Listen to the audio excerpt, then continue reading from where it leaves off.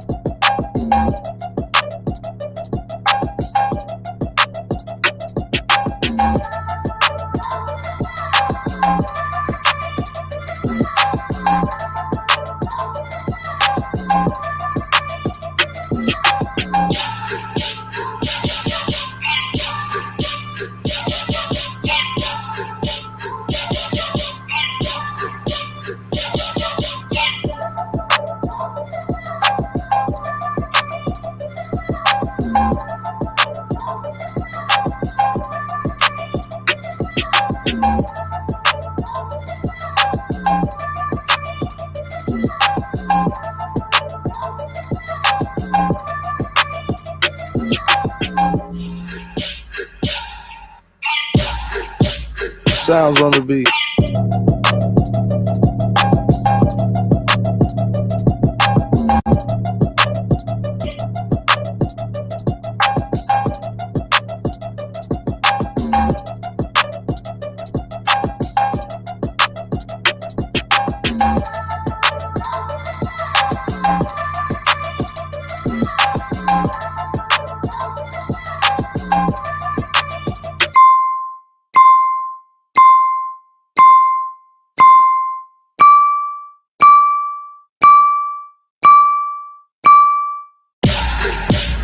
Sounds on the beat. I just hopped up out the train, about to do another show. Cashing my checks in, then I do the woo. Either I'm fast or the city really slow, cause I'm passing them like, bro, let's go. Oh, they mad, huh? Oh, they mad, huh? The gag is I'm a shade anyway. But the gag is I'm a show out all day.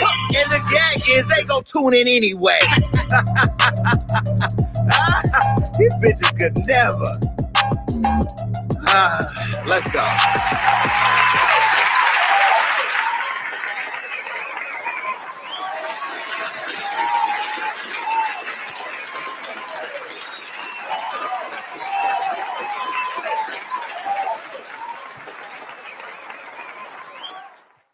You know, this is like riding a bike for me. You know, it's really like riding a bike. Before I even get started, let me first start by saying, share this live, share it everywhere. This is the last Gagging with Jason Lee show. Bittersweet, but you know, the elevation is real. The elevation is real. You know, I didn't get into this world of gagging because I wanted to be a fucking YouTuber. There's no shade towards the YouTube community because I actually have learned a lot about you and from you. And so shout out to all of the YouTubers, those that I watch and those that I don't. But congratulations to all of you, because YouTube is a world of its own.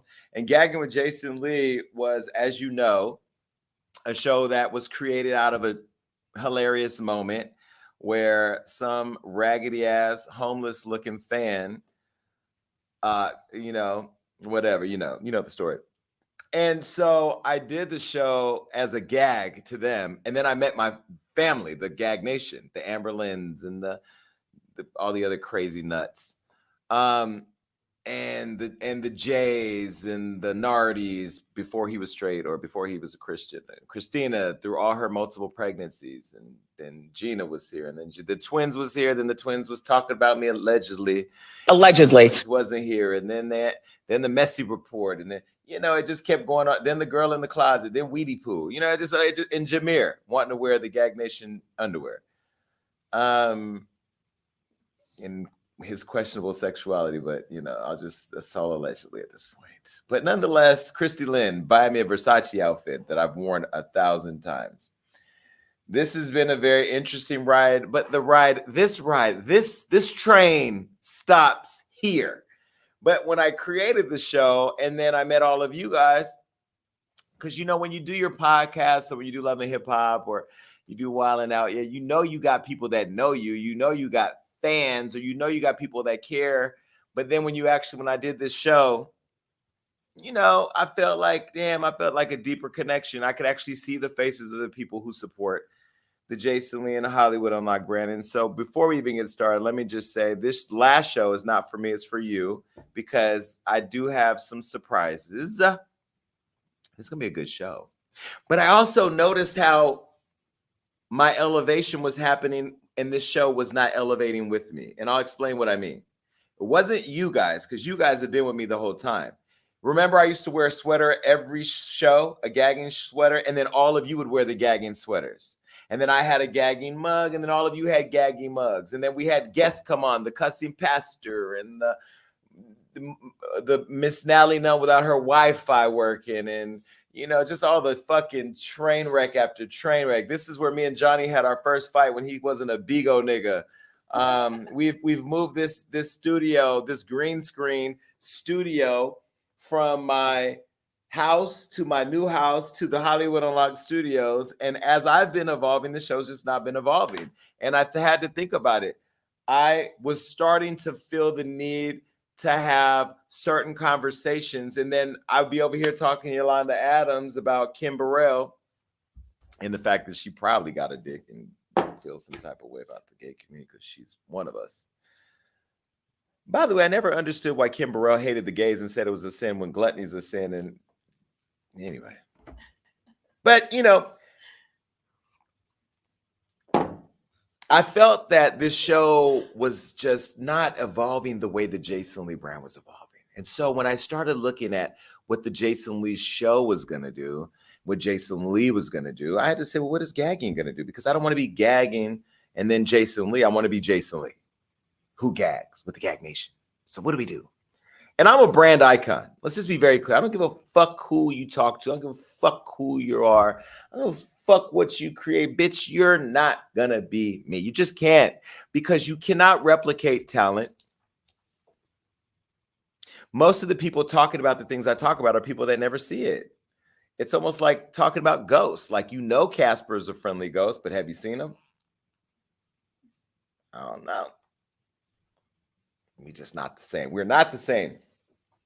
And we're not the same was actually one of the first sayings that we said here, because I was always in my mind rich. I was always in my mind a king. I was always in my mind going to be great, because I was in my therapy session today. I can say that now. I was in therapy.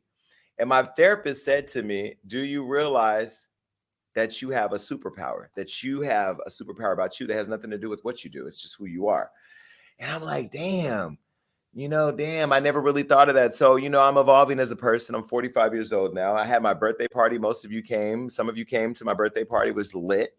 And there's going to be more parties than you're going to be invited. There's a party on Friday. Pull up. Amberlynn, are you coming? What's up? What we doing? Amberlynn, are you on probation? Are you going to jail? What's going on? We could listen, Amberlynn, we could send you an Uber. How about that? Amberlynn, if you want to come, we'll send you an Uber here and there. How about that? Okay, cool. Let us know. All right. Well, anyway, I have grown a deep affection for the supporters of the Jason Lee brand. I remember one day sitting in my apartment in New York, and I remember saying, I'm going to sell a sweater. And if we sell $1,000 worth, I'll do this. If it's $3,000, $5,000, and $7,000, $10,000 later, I was in New York City in the middle of Times Square with Korea and Kimmy Kim and other people. And so I built this relationship with you guys, where that I'm telling you right now, I promise you, no matter what happens, no matter how big the Jason Lee Hollywood Unlocked brand grows, no matter how big the Jason Lee, I will always be connected to you the way that I am now. I am not one of these fake hoes that gets money, gets the house and the cars and the trips and the, all the niggas. And forget who put me here, because it's you who literally have watered the seeds that I have seeded. And you've been with me the whole way. Like, you literally have supported me and you support my staff. The fact that you helped me build a brand that allows me to take care of people that I care about. But you have to understand that with evolution, it requires me to grow. It requires me to grow. And so I will tell you tonight of my plans. But before we do that, we're going to get to this tea, because that's what you showed up for. This is Jason Lee, and this is Gagging with Jason Lee. We have an exciting show. It's going to be full of gags. I promise you. And I'm going to give you the chance to come up and talk to me tonight. Now, I can tell you, although it's the last show, I'm not going to be here all night. I will be out of here at 9 o'clock. So I'm going to give you 2 hours. We have exactly 1 hour and 51 minutes. So to all you bitches on the East Coast, just stay the fuck up. And if you're in London or Germany or wherever you at, I even see somebody in a doctor uniform. I hope a patient don't die fucking around with this show.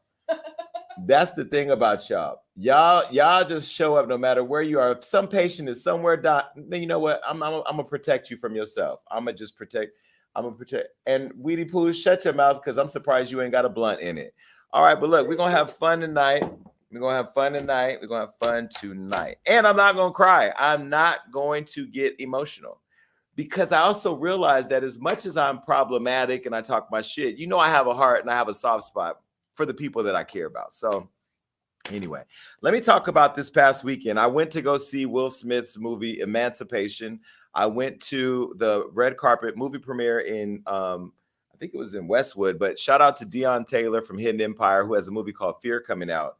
But he's a successful movie producer here in Hollywood. He's from the Bay Area, but he lives here too. And he invited me and him. I brought a friend, a +1, and then he invited what's the basketball player name that punched somebody in the face? Draymond Green, who was actually really nice, by the way. I just don't be knowing basketball. But I sat in front of Matt Barnes, who was there with his baby mom and his girl. I don't know if they're married, but she's really pretty. I think that's Beverly Johnson's daughter, right? Well, I hope so, because if it ain't, this is going to be really weird. But either way, they were there. Shout out to Polly Mae West. She was there. Huh? Oh, I talked to the baby. Now, the baby, I'm going to tell you right now, I'm telling you in front of everybody. You keep saying you're coming on my show, and now you said it's time. It's finally time. I don't know if you were waiting for Tory Lanez to go to prison. I don't know what you was waiting on. But either way, the doors of the Jason Lee Hollywood gates are open, and we want you to come on the show. But the baby was there trying to push up on Tiffany Haddish. Now, I don't know what I don't know if he has a girlfriend out there, but the baby was looking for the milk. And Miss Tiffany, was feeling that. But shout out to Tiffany, who was also there, and I was able to talk to Will very briefly. I ran into Jada, had a very brief conversation with her. Didn't really get too much into it because she acted like she know who I am. Girl, you know who I am, because I talked about the blue table and the Jordan, but she's an actress, so she's supposed to act like she don't know me. But hey, Jada, you look great. And there was a lot of other people there. And then Tiffany's birthday was on Sunday, and we ended up at the same brunch together. I didn't know she was having the brunch, but I guess I did know because I forgot. But whatever, I was there with her. And in that brunch, her and Chris Spencer have convinced me to start in this monthly comedy special at the Laugh Factory in LA. So starting on January 18th, me and Tiffany Haddish are going to be launching this thing where everybody that comes in there will be canceled because we're going to say the most disrespectful shit. But this is that comedy show that you want to come to that's going to be so raw that Eddie Murphy might show up with a trans.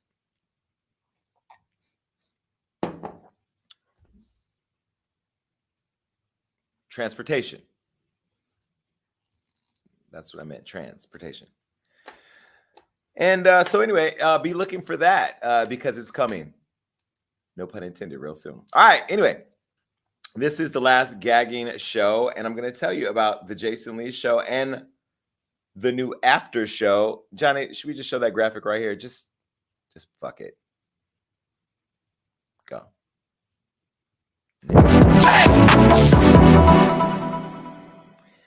So Gagging with Jason Lee is going to be replaced with the Jason Lee After Dark. The Jason Lee Show After Dark. We ain't going to stop gagging with y'all. Of course, we're going to continue. We're going to tell you where you can find that later on in the show. So we'll talk about that. And I'll talk to you more about my Media Millionaires course that I dropped, and we're getting ready to roll all that out. But anyway, before we get into all the tea, let me tell you, I want to do a cheers to this girl, Kirstie Alley, the actress. She was famous from the show Cheers. Johnny, put the goddamn photo up. The fuck? You can't be late on your last show, nigga. Go. You ain't a Bigo nigga, but right now you ain't a gagging nigga either. Shit. I love how your coworkers are laughing at you, by the way, because Ariella, she did her hair for the last show. She be waking up looking like she... rolled out the bed. Anyway, Kirstie Alley, she died at 71. She had a short battle with colon cancer, a silent battle that we didn't know about. And she was known for a lot of her roles. I said Cheers because she was on Cheers in the Look Who Talking movies. Anyway, she was a funny actress. She also did a movie called Fat Actress when she became a fat actress. She was kind of a funny thing on herself. And then she was on Dance with the Stars. She's just been around. But for Kirstie Alley, I didn't even know she was sick. It's so much going on in this world. I have to tell you, I pray every day. I pray that the deaths be slowing down. It ain't even just the older people. It's the young people dying too. Anyway, shout out to her family, all of her co-stars. Shout out to our healthcare workers who are supposed to be taking care of us, but are on the clock watching a ridiculous ass show who she could have watched tomorrow. That's so crazy. She could have watched the show tomorrow. She's going to let all her patients die. Anyway. All right, let me put up the disclaimer right now. Okay, I'm going to say some shit that's disrespectful. There's people that's going to show up that as a result of them showing up, their patients won't see them, and it's not my fault. I'm also going to use content that I have the right to use, and whatever they say or don't do at work is not my fault. There. All right, well, look, let's just get right to what you should have for us, the TV Jason.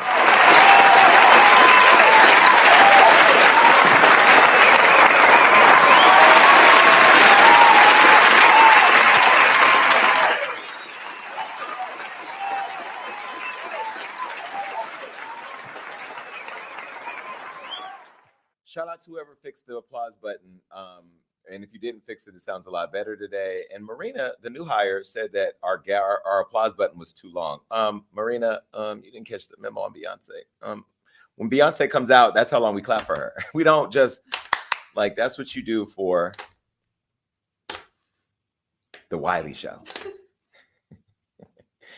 I just had to say his name because he masturbates at his desk when he hears me speak about him. It's like, oh my God, he mentioned me.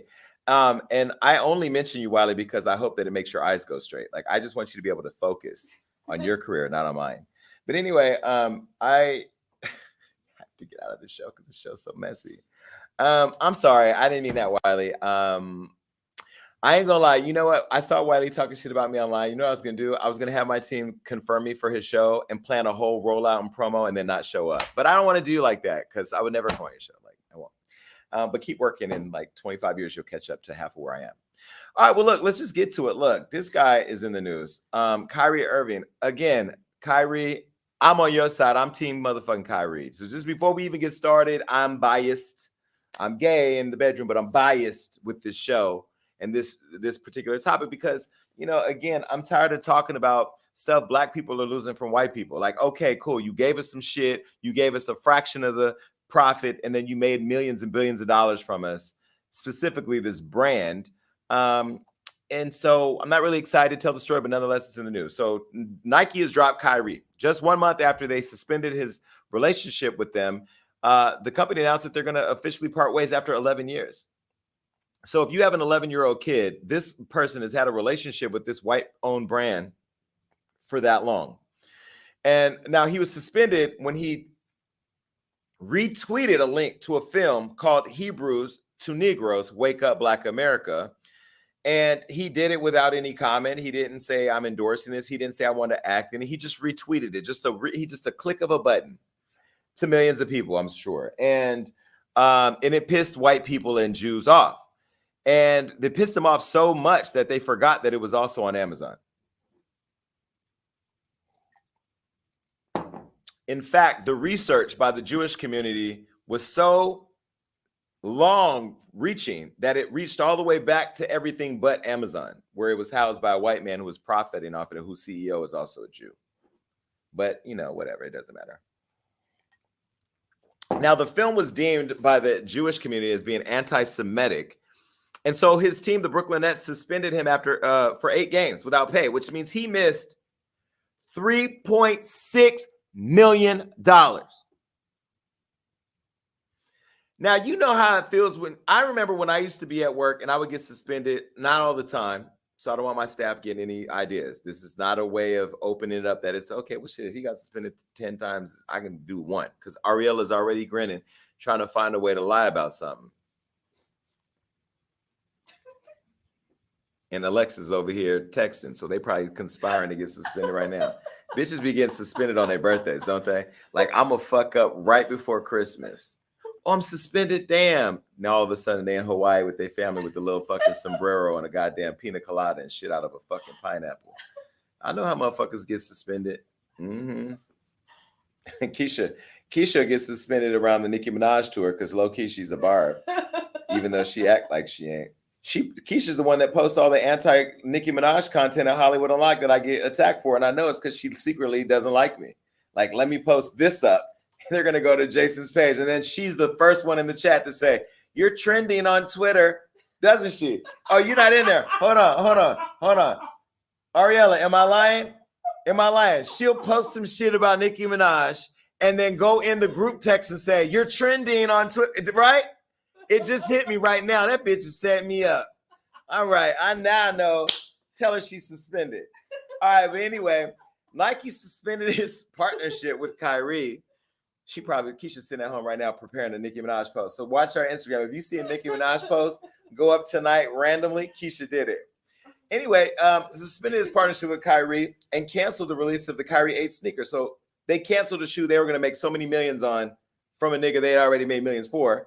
And now the co-founder of Nike, who created the shoe, the Jordan, that many black kids have died for in the hood, just thought I'd throw that out there. He actually spoke up on Kyrie. And he said, quote, "Kyrie stepped over the line." And it's kind of that simple. He made some statements that we just can't abide by. And that's why we ended the relationship. I was fine with that. Here's what he said. Take a listen. Kyrie stepped over the line. It's kind of that simple. And so he made some statements that we just can't abide by. And that's why we ended the relationship. And yeah, I was fine with that. The decision with Kyrie, as you said, he crossed a line. Did he have a chance to step back? Because it seems like the Nets had given him plenty of opportunities to apologize. Was that the same situation? Yeah, same situation. He was dug in. So is there no going back at this point? Was that like? I would doubt that we would go back, but yeah. So that's. But I don't know for sure. Well, he just sounded so cold-hearted. You know, it's something to be said about how there's this over consideration for the Jewish community and just a total disregard for the Black human experience. You just terminated a man without even thinking that you all stole his people out of their country and ripped them of their heritage and then forced them to live in a world where you treat them that they aren't equal to you, and then you give them a job with 1% of what you're going to make from them. It's almost like free labor, slavery. Remember that? And then you just discard them like they're trash. You've never created a fund to support the Black community experience where kids wait in line to kill each other for your shoes. Yeah, it's a really sick thing. And then you niggas can't wait to get a shoe deal so you can go and say, "Massa gave me something." Whatever. 2 apologies later, Kyrie joined the NBA. We rejoined the NBA, and Nike still isn't forgiving him. I mean, they're saying he's no longer a Nike athlete. So basically, they're doing to him what they did to Kaepernick, but they're letting him play. Now, nobody has spoken out about Jerry Jones and the Cowboys with the owner who was seen in a racist photo.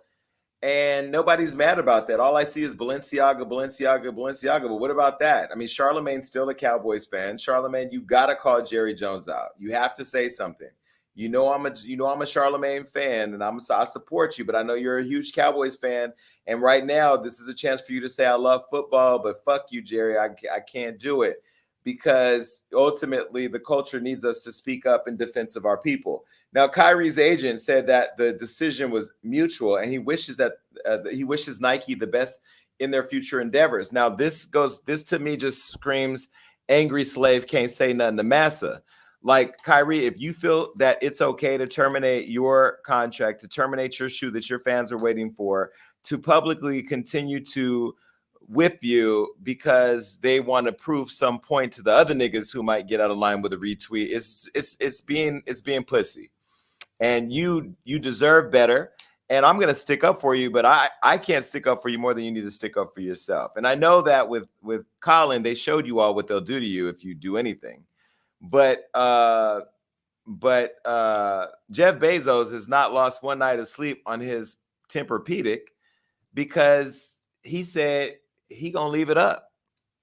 And Amazon still hasn't released a statement. Amazon didn't even tell everybody that they laid off 10,000 employees, let alone, they're not going to. Anyway, the white folk ain't fixed the problem, but the niggas is out here sent back to the fields.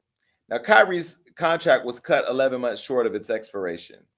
So just last year alone, he netted $17 million from his shoes. So just think about it. He's losing $17 million a year potentially. And that was just once, his shoes were the most worn shoe in the NBA at one point. And one of the most player branded shoes bought in stores. And so while he now has lost all this money, he's also been made to look like an embarrassment.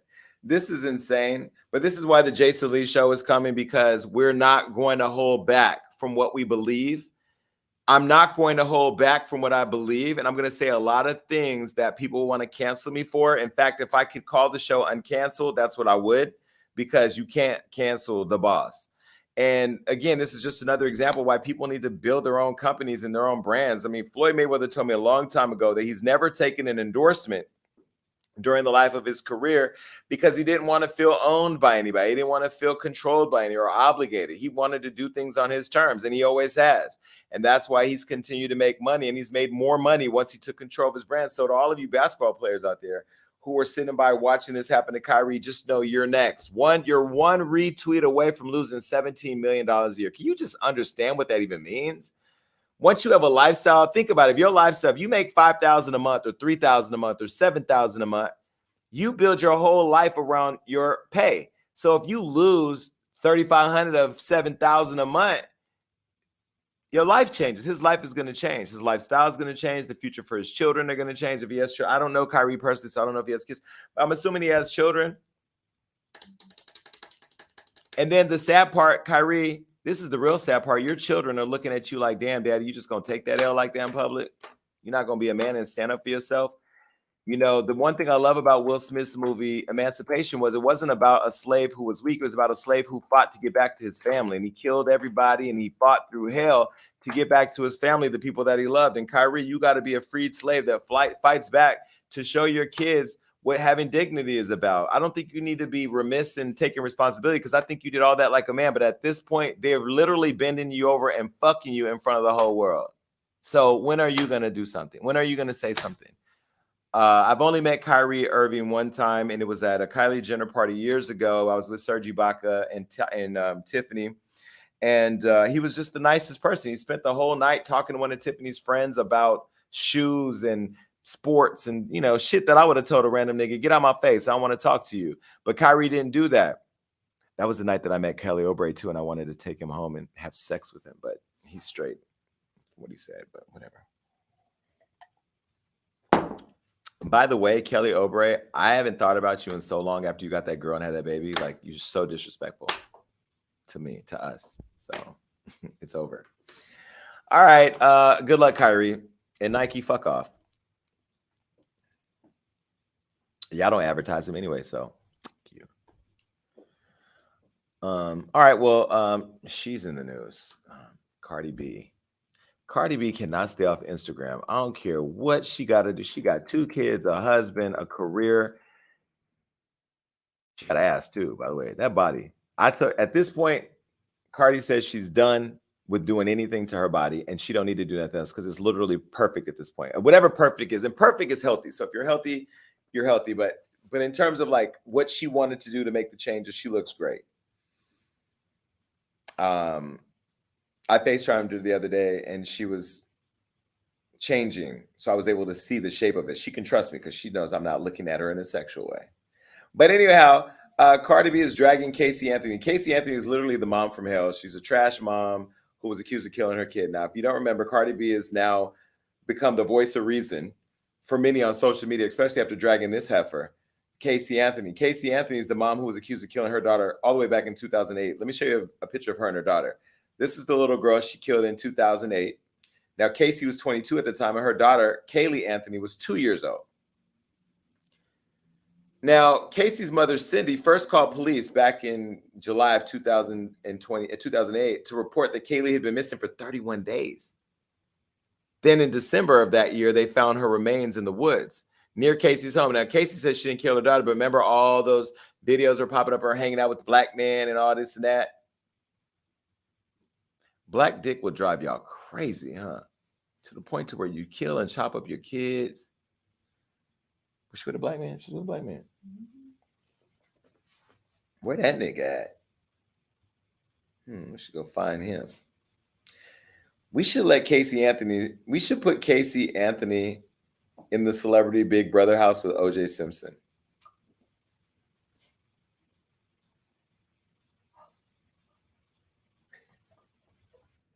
And a couple waiters. Is that wrong? Oh, they're going to cancel me for that. Well, okay. Well, anyway, she was found not guilty like OJ in 2011. See, they have something else in common. And prosecutors claim that Casey they said that she used chloroform on her daughter and suffocated her with duct tape. And, but anyway, there were so many details that went on and on saying that she didn't do this. She drowned her. Basically, people believe she killed her daughter. So anyway, she got acquitted for the death, and she escaped going to She escaped going to prison, and she escaped first-degree murder, aggravated manslaughter, and all kinds of other charges. But anyway, she was convicted on some misdemeanor charges, and she didn't spend a lot of time. Now, Peacock has dropped this docu-series on Casey Anthony where she's trying to tell her truth. So she's not only profiting from the death of her daughter, she's clearing her name, but she's probably making a lot of money from it. Now, the documentary is called Where the Truth Lies. And Cardi saw this, and of course, she had a lot to say. Now, Cardi is a mom of 2 and a mom that just had a son. So, you know, she posted the other day she would kill somebody for her kids. So Cardi's tweeting about it, and this is what she said. Cardi said, "I don't give a damn how they flip it, switch it, turn it, toss it," which sounds like a damn song. Casey Anthony is a disgrace of a mother, and she shouldn't have a uterus. I don't feel bad for her or for the daddy. Y'all know what happened to that baby. So my question to you when y'all come up here, should Casey Anthony have a show where she's benefiting and profiting off the death of her daughter, where she's allegedly telling the truth about what happened that we believe we already know? I'll just say allegedly.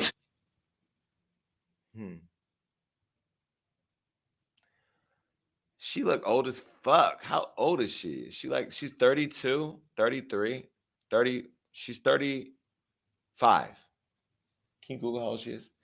35. Wow, I'm 45. I look so much better than her. That's not what success looked like. 36. Huh? 36. 36. Wow. The face is just dropping in all the wrong places. But anyway, I don't wish you best. Okay. Speaking of moms. Oh, and let me give you the number to call in, just so that way you can get prepared. As 1402 Gagging. That is the phone number, and this is the link. So you can come up here and you can gag with me at some point today. It's the last show. All right. Anyhow, the other day, somebody asked me what celebrity I have a crush on. And I have to admit, it's Blueface. I have a crush on Blueface. I think he's gorgeous. I don't care what anybody. Now, he ain't going to hit me, though, because I ain't with that shit. Nigga, you hit me, you better shoot at me like you shot at them people in Vegas, because I'm going to be shooting at your ass, and you definitely going to jail. And Krishan dragged you for like 3 hours, and then she goes online, pulls her tooth out, and cries and says she didn't mean nothing. That's probably why y'all got that new show. I don't give a fuck, nigga. You going to jail. Actually, no, I wouldn't send you to jail, because then you'd be in jail with another nigga.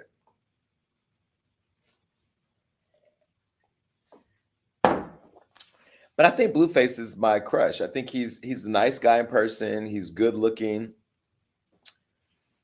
His nudes are online. You can Google it. But his mom is not happy with him, and she drugged the shit out of him online. He got drugged by his own mama. Now, we all know that Blueface and his mom, Carlisa Sappho, have a rocky relationship, and they've had that for some time. They don't get along. We saw that back in 2019, just 3 years ago, when Blueface was caught kicking his mom and his sister Janice, a.k.a. Kelly, out the house. If you missed it, you know we're good for a receipt over here. Look. Oh, come down here, Janice. Janice, come down here. Janice, come down here. here. Come down here. Come down here. Sit your big ass up. Come downstairs. Come down here. Sit your big ass up. Come downstairs. Go. Get the fuck out of here, bro. Push me again. I'm gonna break your shit out. We gonna wait for the cops. We gonna wait for the cops. What Blueface Bleed him does for his 2 new bitches. That's what he did. He mad because we don't know. Blueface Bleed him just threw his mother outside. I'm gonna pray for you, John. He threw his mother outside. I got these. Let's see. There you go, right there. We gonna still pray for you. He threw his mommy outside. I used to think it was the other person, but it's really y'all. Every time, Tony, your last name, the next He throwing us out because we don't like his new bitch, Andrea, because she don't know how to say hello. because she don't know how to say hello. So when I see her, she gonna get her ass beat. I mean, it's his house. It's his bitch. She ain't got to say hi to you. It's customary that you say hi to your mom, but I'm fucking you. You got to say hi to me. If you in my house and you don't say hi to my chef ain't finna throw no pancakes at you. He just not. If you don't say hi to Zeus, he not gonna tell Gucci or Chanel to bite you. If you don't say hi to Andrew better be on that computer, not worried about what you're doing anyway. So like at my house, the only person that you must speak to every day is me, because I'm fucking feeding, financing, whatever I'm doing, I'm taking care of everything. So the girl that they were mad at, I mean, it is what it is. And the other thing about him throwing their stuff out, some of y'all don't be wanting to go home. I've thrown people's stuff out. I ain't gonna do it in my neighborhood now because all my neighbors, you know, they're Caucasian. So I mean, if I open my big doors and I start throwing phones out and luggage in the middle of the street, they're calling the homeowners people. Like, I'm getting complaints. I can't do that in my neighborhood. Okay. And so, and you can tell by his body, he was younger and thinner and he didn't have as much money then. He didn't have that much furniture in the house. It looked like he was at an Airbnb that wasn't furnished, but whatever. Then remember, he fired his mother, who was working at his restaurant. But this way you don't get in a fight with your boss. Like, he's your boss. And things seem to have cooled down until he met this girlfriend now, Krishan Rock. Every time we post them, and I'm gonna tell you right now, I thought about this the other day. We're tired of posting Krishan at this point. We don't want to post her anymore. My team does not like posting her. We don't understand why she's famous, but we understand why she's famous, because you guys want to see her get in a fight every day. You guys want to see her and Blueface knock each other's teeth out, get black eyes. You live for it. It's the train wreck that you guys all got on, all aboard, and you're all aboard, and that's why my team keeps posting it. But I see people in the comments all day saying, why post them? Because one day one of them are going to die. Maybe one day one of them is going to die, or one of them is going to go to prison. I don't know. I hope not, because when she was running track, she was a very pretty girl. When I met her at my award show, she was so sweet. She came up to me, and I didn't see the Krishan I see online. And one day, hopefully, I get to interview her or have her on the show and sit down with her and Blueface and talk to them, because I do think she's a pretty girl, and she was very vulnerable and sweet, and she was crying because she was so emotional about it. But it's just becoming way too much. It's becoming way too much. Now, Krishan got with Blueface, and then she ended up getting into a Blueface's mother and sister, and ended up beating up Carlisa, and then kicked her out of Blueface's house for him. This was a photo of Carlisa's face. Now, I will say I have 5 sisters. One is passed. One I'm kind of distant from. One gets on my fucking nerves, and the other 2 I'm close to. And if you did this to any one of my sisters, I couldn't fuck with you. Like, you can't punch my sisters now. Like, you can't punch my sisters, my brothers. Like, I don't care how much. One of my brother's mothers just passed away. My father's wife just died last week. And I did reach out to my brother, who you saw me had my issue with on Love and Hip Hop, who I wrote about in my book, and I called him to check on him, because ultimately we still family. We're going to have each other's back. My siblings. I have not called my father, but you know that relationship already. But she beat his sister up and blackened her eye. No matter how annoying her sister, she whooped her ass. And because the sister came to his house to confront him about Krishan beating up on their mother. Now, the fight got so bad, we posted on Hollywood Unlocked. I hate showing y'all this, but just show it. Already.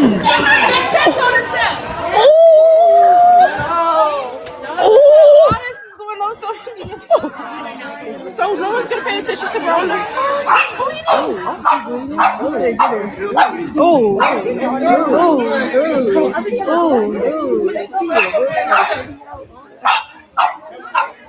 Face went up. Oh my. Somebody would have died that day doing that to my family. I'm sorry. We just, that to me is unacceptable. Now, Callie's husband showed up with a gun, but then he got his ass knocked out. Remember, there was a picture of him holding his, look, he showed up with the gun and got knocked out. And she was holding his head because he was asleep outside. This is just tragic. I know the neighbors are over them. They're over them. Well, Krishana's not only fought the mom and the sister, but she also fought him several times, as you know. Now, this is a video of Blueface beating up her daddy. Play it. Johnny, do you have it? Let the production, this is the last show. We ain't gonna get out of here with a perfect show. You just know that. So basically, Johnny's saying Ariella didn't do her job, and Ariella's texting him the name of it. Ariella's texting Johnny to tell him that she did her job and that it's going to be on him because she's definitely going to snitch on him later. Do you have the video of Blueface beating up the dad? I need a minute, but I have it. If you have it, why you need a minute? Did we do a run through? Anyway, That was the last minute. the girl the boy beat up the girl's dad. Johnny, tell me in the speaker when you got the asset because I'm not moving on. I'm going to sit here. He's covering up for Ariella. He don't have it. He's texting her to send it to him. And she's sending it to him. Ain't this some shady shit? Are they conspiring? Do you have the goddamn asset? Well, anyway, could you be with somebody who beats up your mom? And then could you sleep with a man who beat up your father? Like, I just feel like at some point, me and my dad aren't talking right now. And yes, his wife just died. And yes, I'm mad at him. And yes, I feel some type of way. And yes, he just got out the hospital. And yes, everybody thinks I should be calling him. And no, I'm not going to call him because we have our issues. And until he does right by me, I'm not going to. But I won't let nobody disrespect him. I won't let anybody attack him. You beat up my father, there's going to be major consequences. But I don't know. I just think this generation is different than the way we used to be. Johnny, do you have the goddamn asset? It's not loading properly. Just move on. Anyway, Blueface's mother has something to say about her son and his relationship. Now, she's always commenting on his relationship with Krishan. And the other day, she went off on Blueface after calling her a crackhead. This is the video. You better have that. You letting a little demon spawn twist you up in a knot over there. About $40. Still laying in them covers that Jaden bought. Ain't them the Christmas covers Jaden bought you? At least get some new sheets. Crackhead? Who we calling a crackhead? Little boy. I done had about enough of your shit. For real. I wake up and I'm a crackhead. You need to hop on here and give somebody an apology. Tell him to hop on here and tell the whole crackhead story. My girlfriend had a little bit too much to drink, and I don't play the disrespect in front of my grandma. Rest her soul. And I got active. Okay? You get out here getting active for weird stuff. Okay? With weirdos. I got active because a whole person showed their vagina in front of my grandma and told me to kiss it. You damn right. I tried to split her wig. Okay? You don't do that. Just like you don't sit up and let nobody kick your mom in the face. There's some stuff that's, you don't do. You cross that line and it's go time. But don't try to make it like it was no crackhead story. Don't try to give it more and make it like, you just came from them type of people, because you didn't. Okay? Your mom and dad sought out to have you. We worked very hard in the bedroom to make you. And this the thanks we get. At least, I'm gonna need you next week to go get your dad out the shelter or something to act like you give a fuck at this point. Because right now you looking real shady to a lot of people.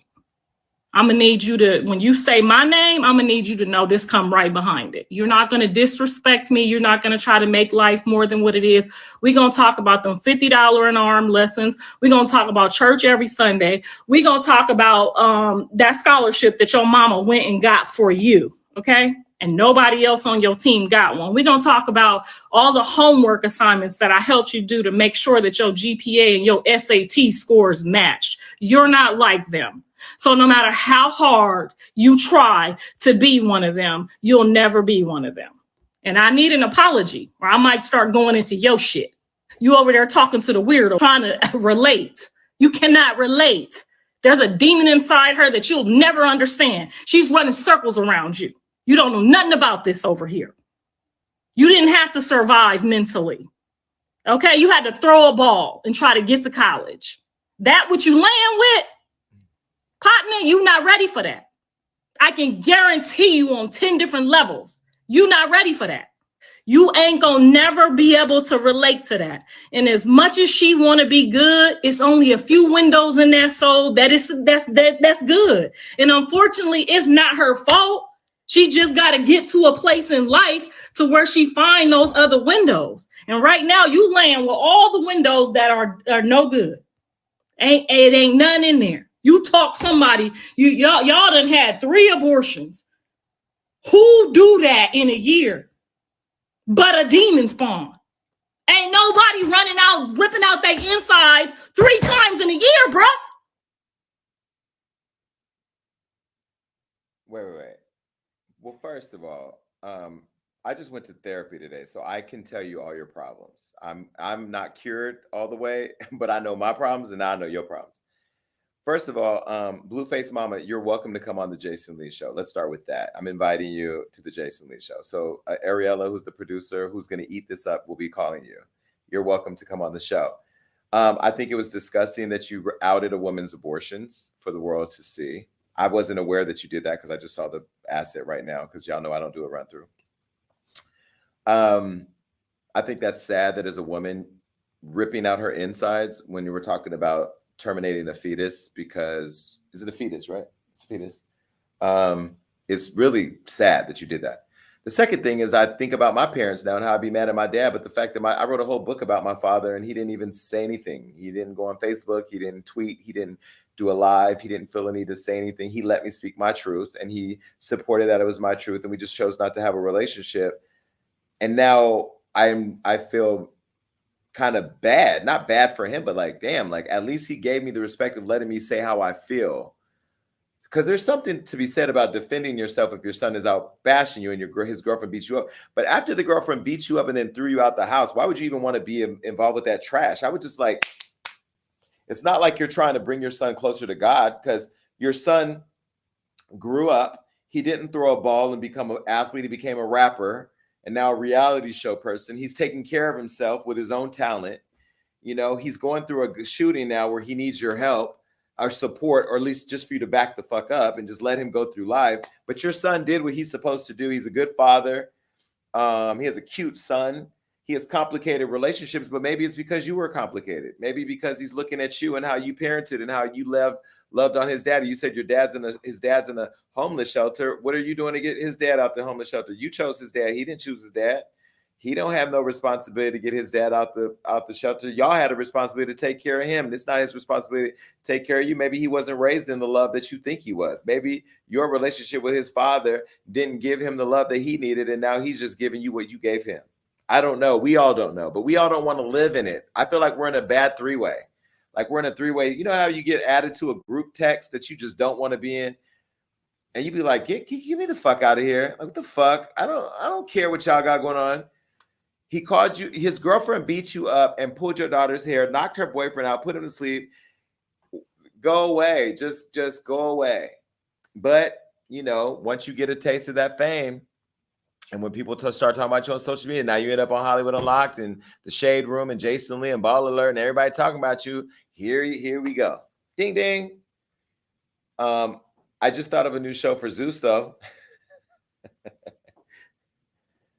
Bad Moms Club. I said it here first, and if another bitch takes it, it's mine. Bad Moms Club. Texting Lemuel. Hold on. Lemuel. I want to produce Bad Moms Club. It's mine. Don't want to hear it. We can get young jocks. No, we can get we can get, what's the mom? Scrappy's mother? Oh, Mama D. Mama D. We can get this woman. Jim Jones' mom. Jim Jones' mother. Hold on. I'm finna do an active pitch right now with Lemuel on the phone. Hold on. This is what we do. We get to it. He's out of town. Lemuel, answer. Lemuel. Please leave your message for. Nope. I'm calling you back. I'm on a live show. I'm doing a live pitch.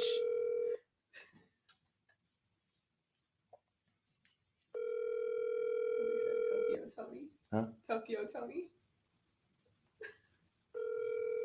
I'm gonna say I'm live.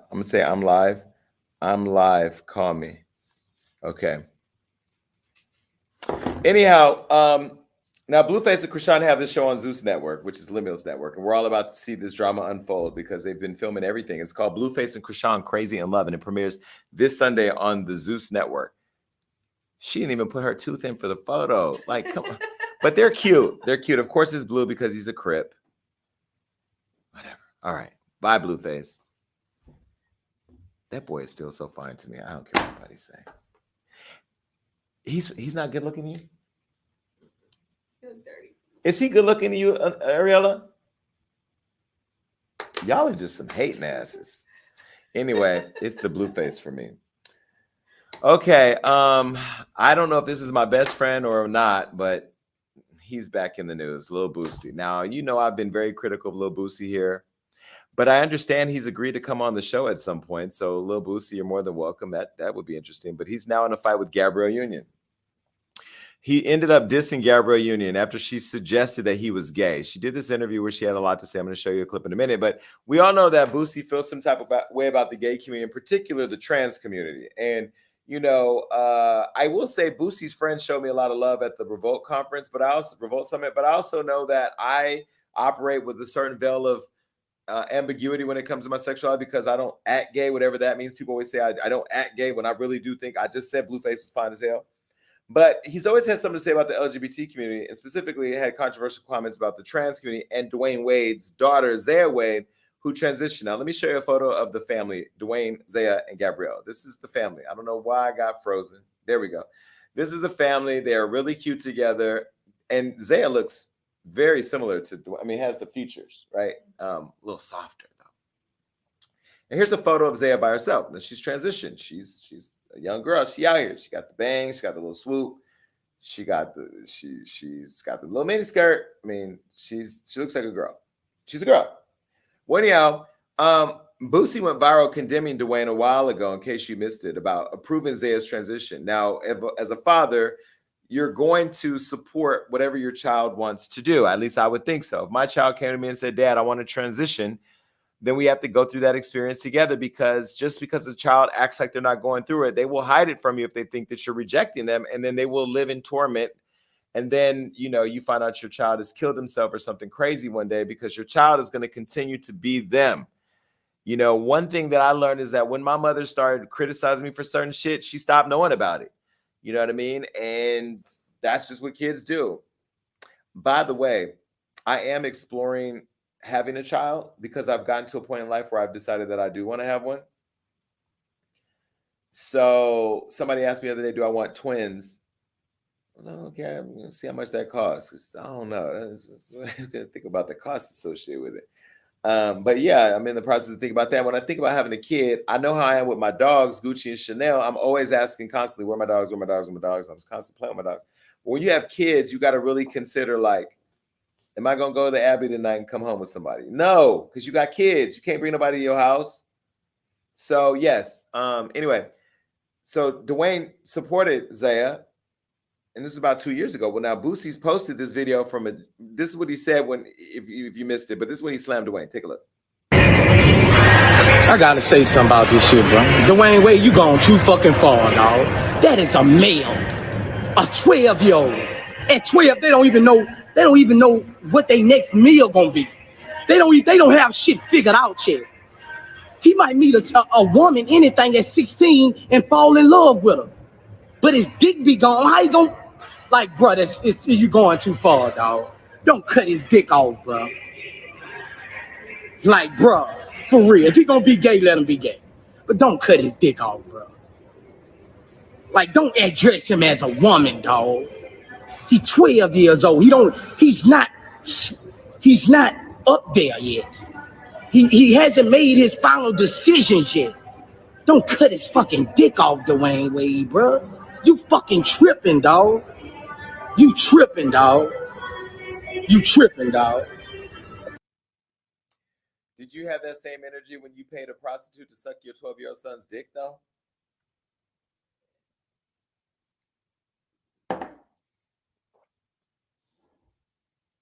Because the dick you speaking of was 12 years old when you had some paid prostitute who sucked your dick, suck your son's dick. Not only did she suck your son's dick, but she sucked your dick too. So you and your 12-year-old son's dick was in the same throat.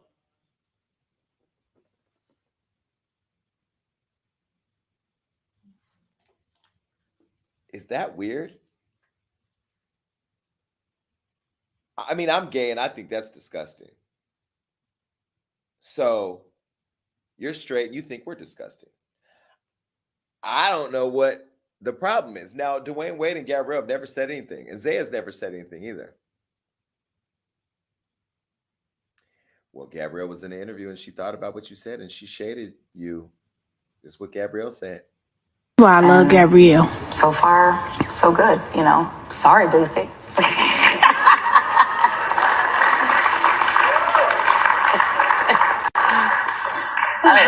He's so preoccupied. Yeah, he is. Very much so. Almost like thou dost protest too much, little booze. I'm gonna look. You got a lot of dick on your mind.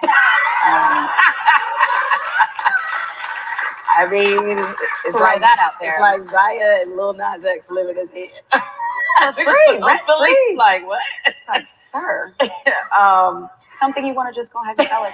This is a safe space. No, for real. We can be your sanctuary. Perhaps that safe space was not provided for him. And I don't think he had a safe space. He did not have one. We could definitely tell. Mm-hmm.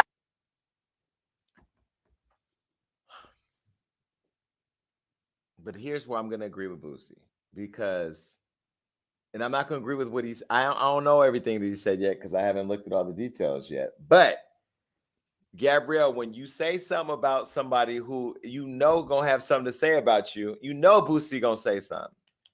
Boosie had something in the clip waiting for you to say something. Now, you basically called the man gay. You said he was obsessed with dicks. Now, I want to put in context that what we're talking about is a 12-year-old human being's anatomy. We're talking about a child's anatomy, this public conversation that's happening. And as a result of the conversation that she had on that stage has now created a conversation about the child's anatomy. So everybody in this situation is wrong, because the response could have been, you know what?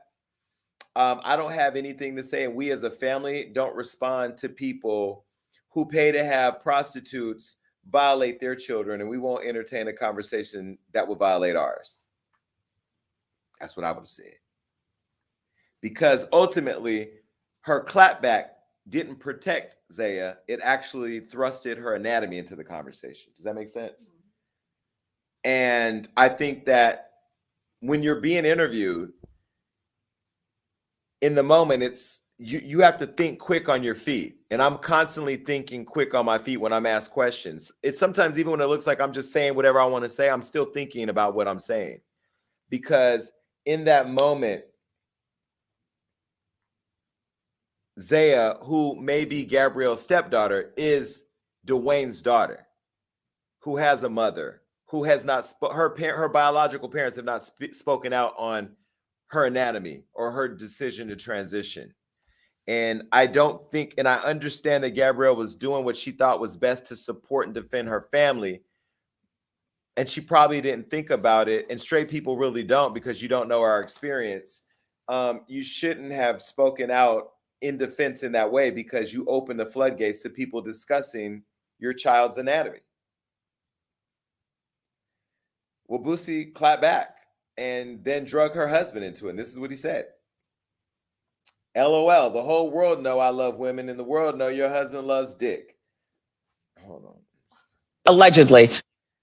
Hope you don't think blacks look at y'all like a power couple. They don't. I had refused to talk about y'all in interviews, and here you go. Go bang him with that dildo and wait on a script, you little white girl.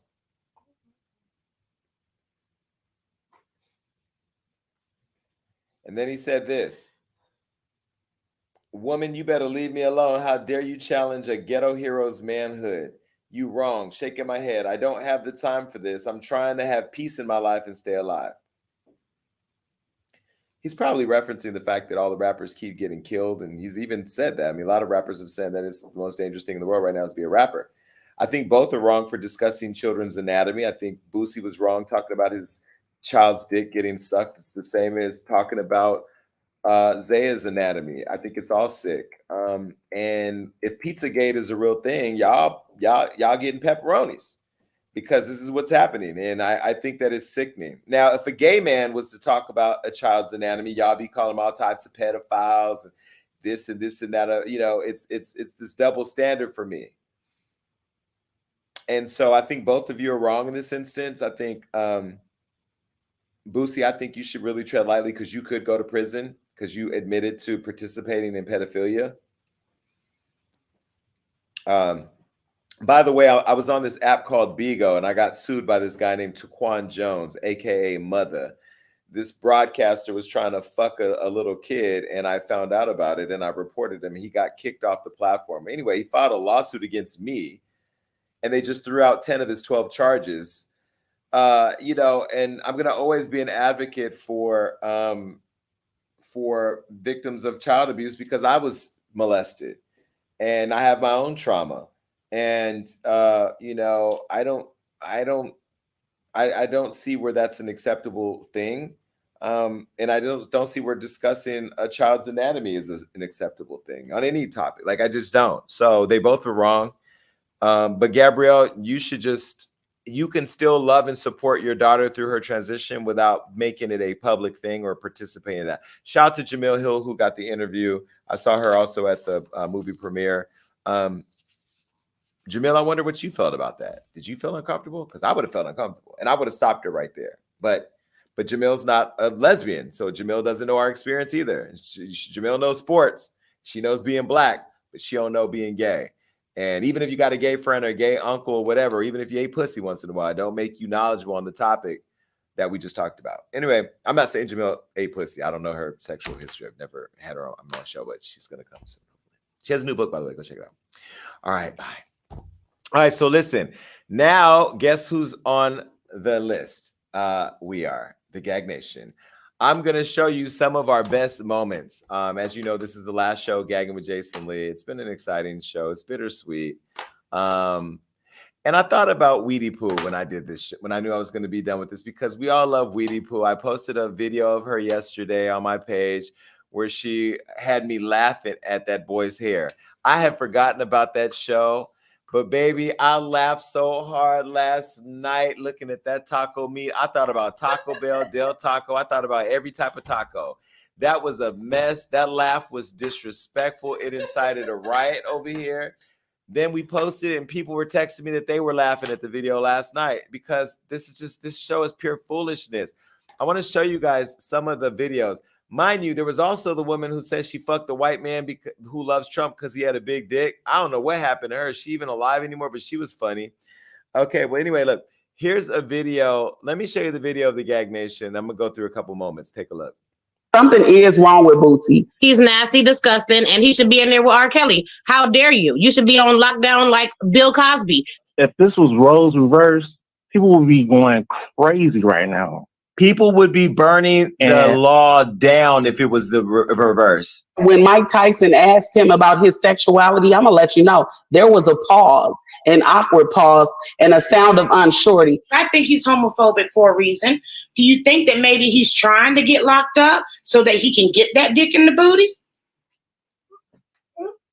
I can't stand him. I'm a queen. He must want a queen to suck his dick. That's why I always talk about gay people so bad. So do you think Boosie wants a chick with a dick? Yes, he do. All the way. He probably want to lick his ass the way he be talking about him so much every damn time. Would you lick Lil Boosie's ass? Hell no, he's too ugly. I had to put a plastic bag over his face. He's high. He's so high. Did I say chick with a dick? Now you know I've come a long way because I've learned a lot, folks. Please forgive me. Well, then we have Bobby Lights, who doesn't do lines; he only does bumps on the show. And this was that moment. You know, to be honest with you, me and Andre's relationship is not even what people expect. Like, it's literally like he's free to do what he wants to do. I'm free to do what I want to do. We have an amazing understanding, and like a lot of the jokes that were surrounded around us getting together when we went viral, so to speak, was like, "Oh, you better guard your shit," or "Watch your shit, watch your shit." But like something I think people should probably know, or maybe they might, whether they give a fuck or not, but like literally since I've been with Andre, he's spent all the money on me. He's the one been giving me money. Like he's been spending money on me. So that already kind of like let me realize that the rumors about him was obviously, you know, and he told me some things about his past relationship that confirmed a lot of things. And it was like, oh, okay, well then you really were just whatever. Okay. But I wasn't surprised, no, because I knew that. So Lemuel just text. I'm waiting on him to call me. Okay. And then we had the cussing pastor on the show before we fell out with him. Look. First of all, let's understand something. God does not have a religion. God is not religious. You grew up with this traditional bullshit of the church. God is awesome all by himself. He does not have a religion. Let me ask you something. You believe in God? I believe in the universe right now. God, who made the universe? I have no idea right now. Well, goddamn it, what the fuck are we talking about? You don't know who made the damn universe. So why are we talking about God and you are atheist? You don't even believe it. Why am I wasting my time talking to you? I just see that you're. I have to give you props. You're a real man. That's what I have to understand. That pastors are no people. Say that you becoming an atheist, then you say it's about the universe. Well, somebody had to make the universe. I believe that God made the universe. I don't know if God made the universe, but God made Trump. And this was the woman I was telling you about. Look. And unfortunately, Jason, I'm kind of going out with a guy who loves him some Trump. And it's hard, but he got a big dick. So. Wait. So you're dating a guy who loves Trump, but because he has a big dick, it's okay? Well, look, Jason, you know, it's hard to get somebody. You know, I've been single. I'm 49. I have been single since 2013. And I like this man. He cool. He does some jail time. You know, I like a nigga with a TOC number, a TJC number. He did some jail time. He didn't do too much. You know, he's a civil engineer. But I had to check his ass on it because I saw some shit on his page that I didn't like. So he dicked you down one good time and you said, fuck it, I'm going to overlook Trump and everything else. Ooh, it's more than one time. And he's cute. But when you say, because I just had dinner with Tiffany Haddish the other day, and she said, she called the white boy nigga. It was a lot of improprieties there for me. And then we even had rappers pull up on this show. In case you missed the rap battle between Christina and Amberlynn, that happened. Look. I'm ready.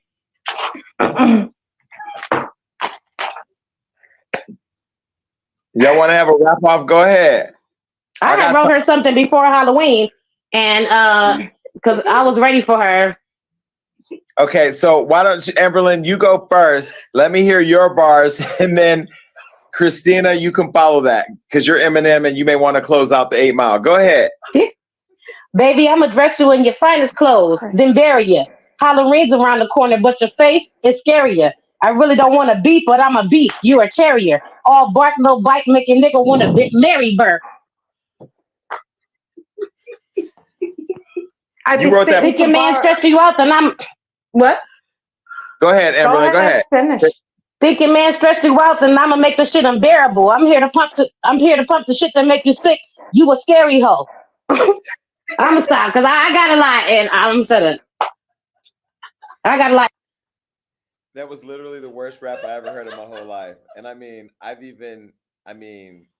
seen some really bad shit. But then when I think about it, there was actually a rap worse than that. It was Christina's. Take a look. Go ahead and release your bars. Release your clip. You and them. I be spitting some bars, coming at you hard. I'll be knocking you out so you be seeing stars. Don't be coming at me, bitch, like diamond rings. I'm the bitch from the street. I don't need fancy things. Got my man from Long Island from the Icy King. I'm the Icy Queen. I ain't put you in your place. I'll be knocking you out. You'll be seeing the streets. Bitch, don't come at me because I'll be knocking you in your face.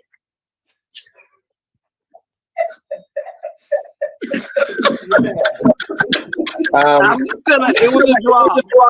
It was a draw. It was a draw. It was a draw. It was a draw. Okay, listen. I can't condone violence. That was a lot. Okay. Nay, what you think? I just spit my wine out. Some really good rosé. Was that the time Christina said nigga and we all paused like, what that bitch say? She said nigga, they was about to fight. Amber Lynn was the first Gag Nation member that I met. She came to lunch with us at a real fancy restaurant in West Hollywood. Went to the Ivy or whatever. I know she was looking around like, okay, hopefully we could pay this bill. I think we were the only black people in there too. And then we had Weedy Poo in the hospital that almost took us all out. That was just way too emotional. Take a look. Weedy Poo, what you think about all this? Well, I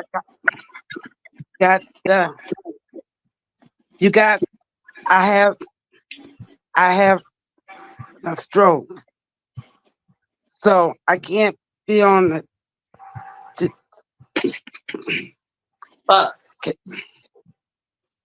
I'm sorry, but I have the stroke. But I just wanted to see you one last time. Okay. Well, don't say one last time, Weedy Poo. You're gonna be okay. Right. Yeah, you are reading. Okay. I love you. Hold on. Wait, are you okay? I'm in the hospital.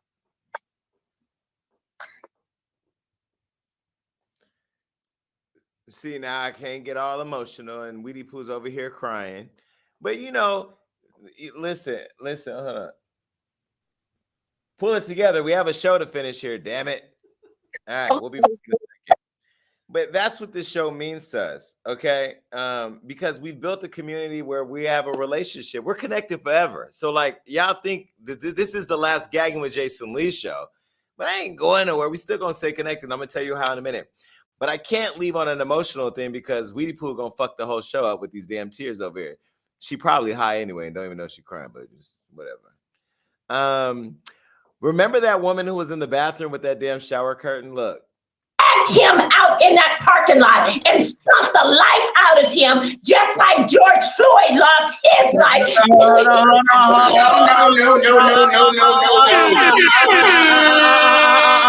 Everybody stop. Everybody stop. Everybody stop. What's the difference?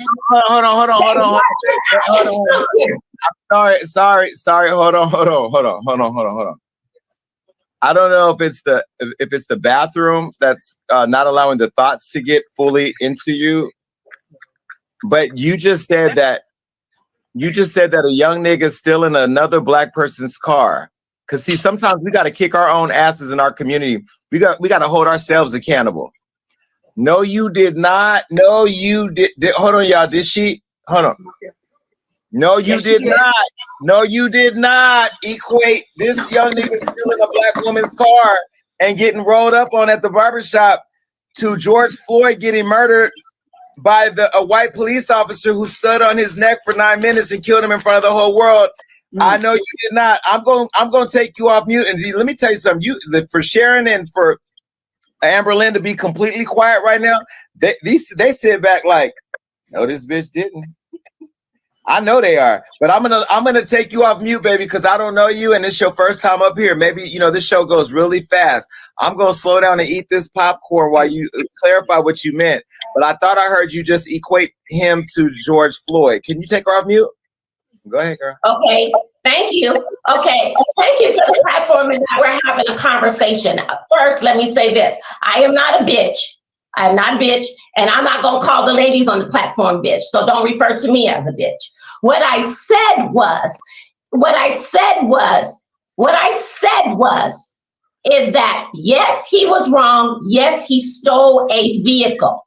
I said we would be having a whole nother same conversation had they drug him out in a parking lot and killed him dead. Then we would be having a similar conversation as if it were George Floyd, is what I said.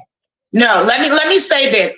First of all, the fact that he was drug out, let's be happy that our own community drug his motherfucking ass out, because that's the reason why his ass is still alive. Because had it been a cop that would have got to him with still in the motherfucking car, then he may not be breathing right now. So if we're going to talk about our community, no, I didn't interrupt you. I didn't interrupt you. I did not interrupt you. I didn't interrupt you, so let me speak. If it would have came, when it comes to our community, if we're going to talk so much about what we want done in our community, then we need to hold our community accountable. And I know in my family, if somebody ain't doing right, 3-4 motherfuckers gonna whoop your ass out in the backyard so you can do what the fuck you got to do to put you on the narrow and straight road. You understand what I'm saying? And as far as the bitch comment, bitches go left or right. I know Amber Lynn didn't mean no shit by that. Bitch, we on Gagging. That's what we do. We haven't seen her or those raggedy ass shower curtains ever again, huh? She was a fool for that one. Just messiness. Anyway, you guys are gonna get to come up and talk about everything. Jameer, we tried to find the underwear thing, but we couldn't find it. And so before we move on, we have the Hollywood Unlocked. You can stand over here too. The Gagging staff who make this show possible. She went all the way around the wrong way. She could have literally just ducked right here, but she wanted to do the extra.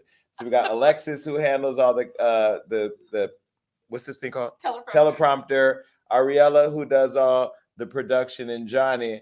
And then I'm tired of ex-employees popping up. Okay, Kelvin, you quit. Girl, get out my shot. Don't worry, that's how Michelle feels all the time. Kelvin's here. Johnny's here, Ariella's here. Kelvin, what do you want to say? Because I thought you quit. Y'all never leave. We don't leave. I'm Gag Nation for life, Jason. No, I want to say congratulations. This show has been one of the highlights of my career, and I've never stopped watching it. I'm excited for the Jason Lee show. I'm excited to be stalking you on the other side, and I want to say congratulations and that everyone's doing a great job. Are you coming to the Mixer on Friday? Yes, I'm popping up. Yes. Wait, I heard you work at BuzzFeed. Ain't that around the corner? It is around the corner. Mm-hmm. I'm in these streets. And I work in development. Let's talk. Goodbye. Oh, God. The producer wants to produce the producer. Anyway, it's been a ride for sure. And before we get into that, I want to show you, those of you that want to get in the game like me and learn how to do it, my Media Millionaires courses are available. And although I did not extend the 60% off, I'm definitely having you go back to the wait list because we're going to relaunch, and then we're going to have Media Millionaire University. But here's the video. Take a look. If you want to make millions and millions of dollars with your blog or podcast, you better pay attention.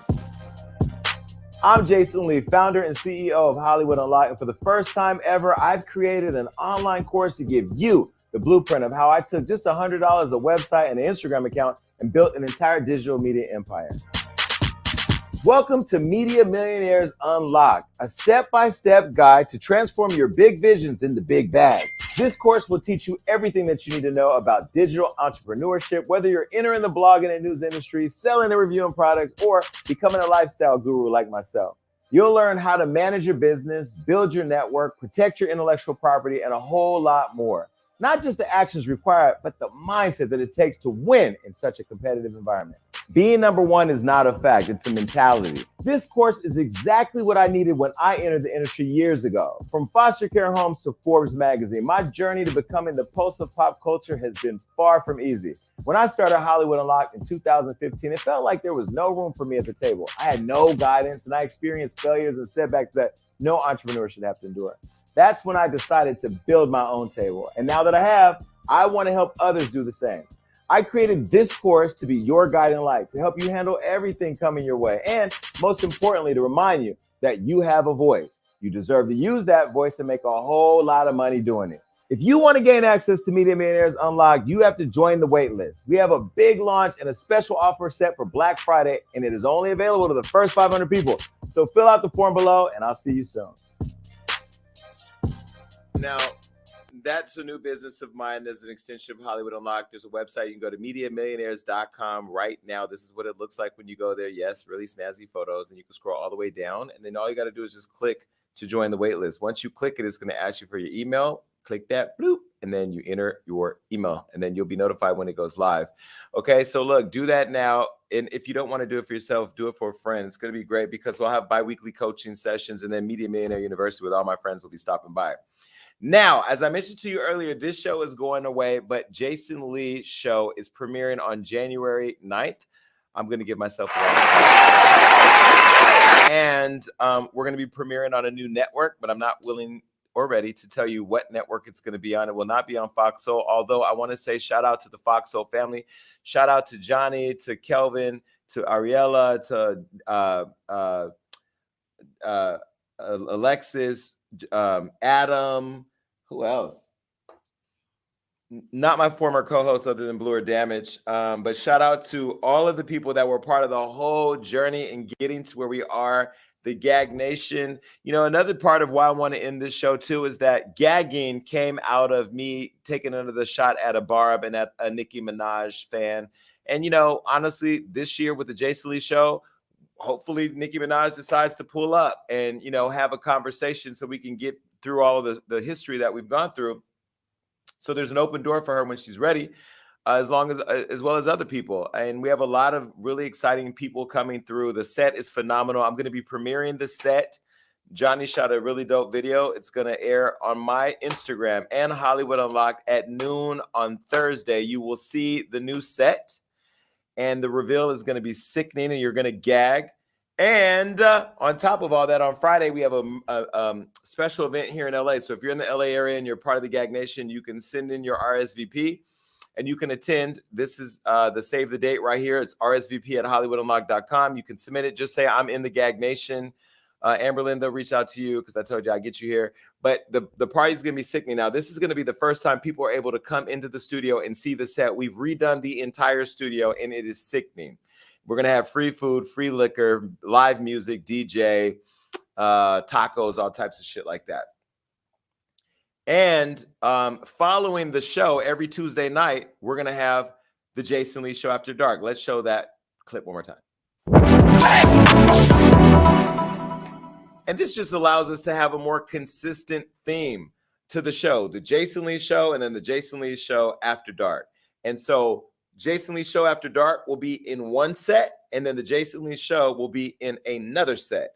And then we're finalizing a partnership where not only are we going to be here once a week on TV, once a week on YouTube, we're going to have a daily show where the Jason Lee Show does a daily drop every single motherfucking day, no matter where I am in the world. One of those episodes are going to be visual and the rest are going to be audio. And I have a little mobile thing with me that no matter where I am in the world, I can pull it up on my computer and do my show and drop it for the fans, because I always said that I am not a Instagrammer, or I'm a person whose voice matters. And if I'm going to tell you what I think every day, it's going to be on something that I get paid to. And shout out to my partners. And I can't tell you where just yet because we still got to sign the deal. I'll be doing that every day. And that is all because of you. You guys built this motherfucking show. You built this brand. Everybody knows that when Jason Lee talks, that people are going to be there to listen because of you. And tomorrow I'll be doing an interview with Forbes about my courses, because Forbes magazine believes, and Forbes by the Culture believes, that us creating opportunity for other people of color to thrive is critical. And there's not a lot of people out here like me that own a Black-owned media company that created it from scratch. And I'm also happy to say that we just got today solidified our $50 million valuation here. Now, one thing my therapist told me, if he's watching, he said, you have to understand that the value that you have is not because of your brand and your shows and Hollywood Unlocked and all that. It's because of you. You have this special power. You have this special gift.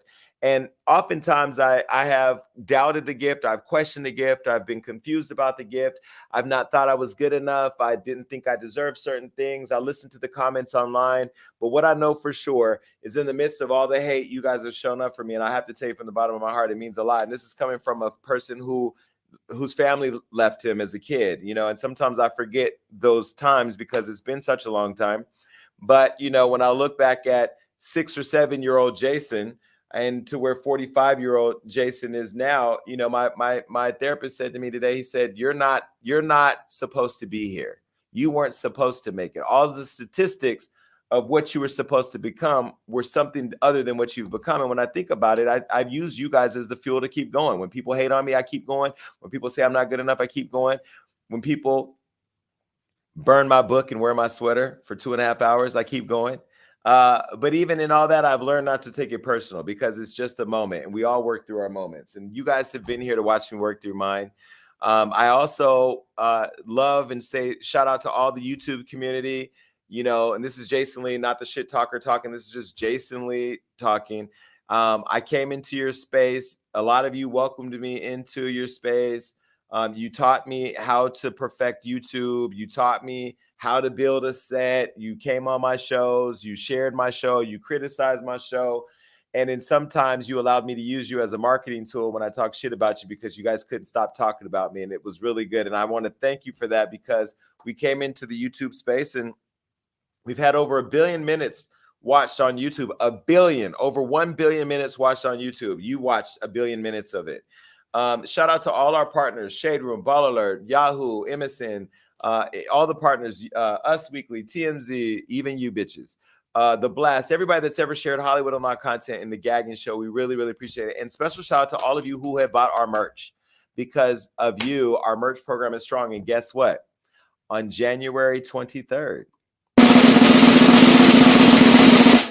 we're going to be dropping a new merch line. This is the website right here, right now. You can go over to HollywoodUnlocked.com right now, right? /shop. And if you click it, you can sign up to be on the wait list. So that way you'll be notified when we launch. We launch January 23rd. And I have to tell you, I'm launching this line that you're going to see one time. I'm launching it one time. This is a one-time drop. So once it's sold out, it is gone.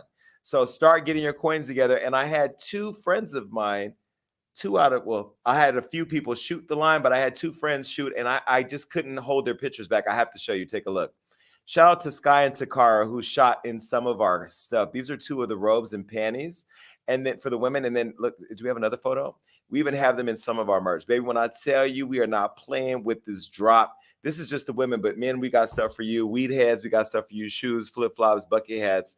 We got a whole bunch of stuff. So just make sure that January 23rd, and I'm going to be promoting this a lot, the drop is going to go one time. Now, if it doesn't sell out on the first day, we'll keep selling it until it's gone. But once it's sold out, it's gone. And then make sure you follow me on the new show page, The Jason Lee Show, at Jason Lee.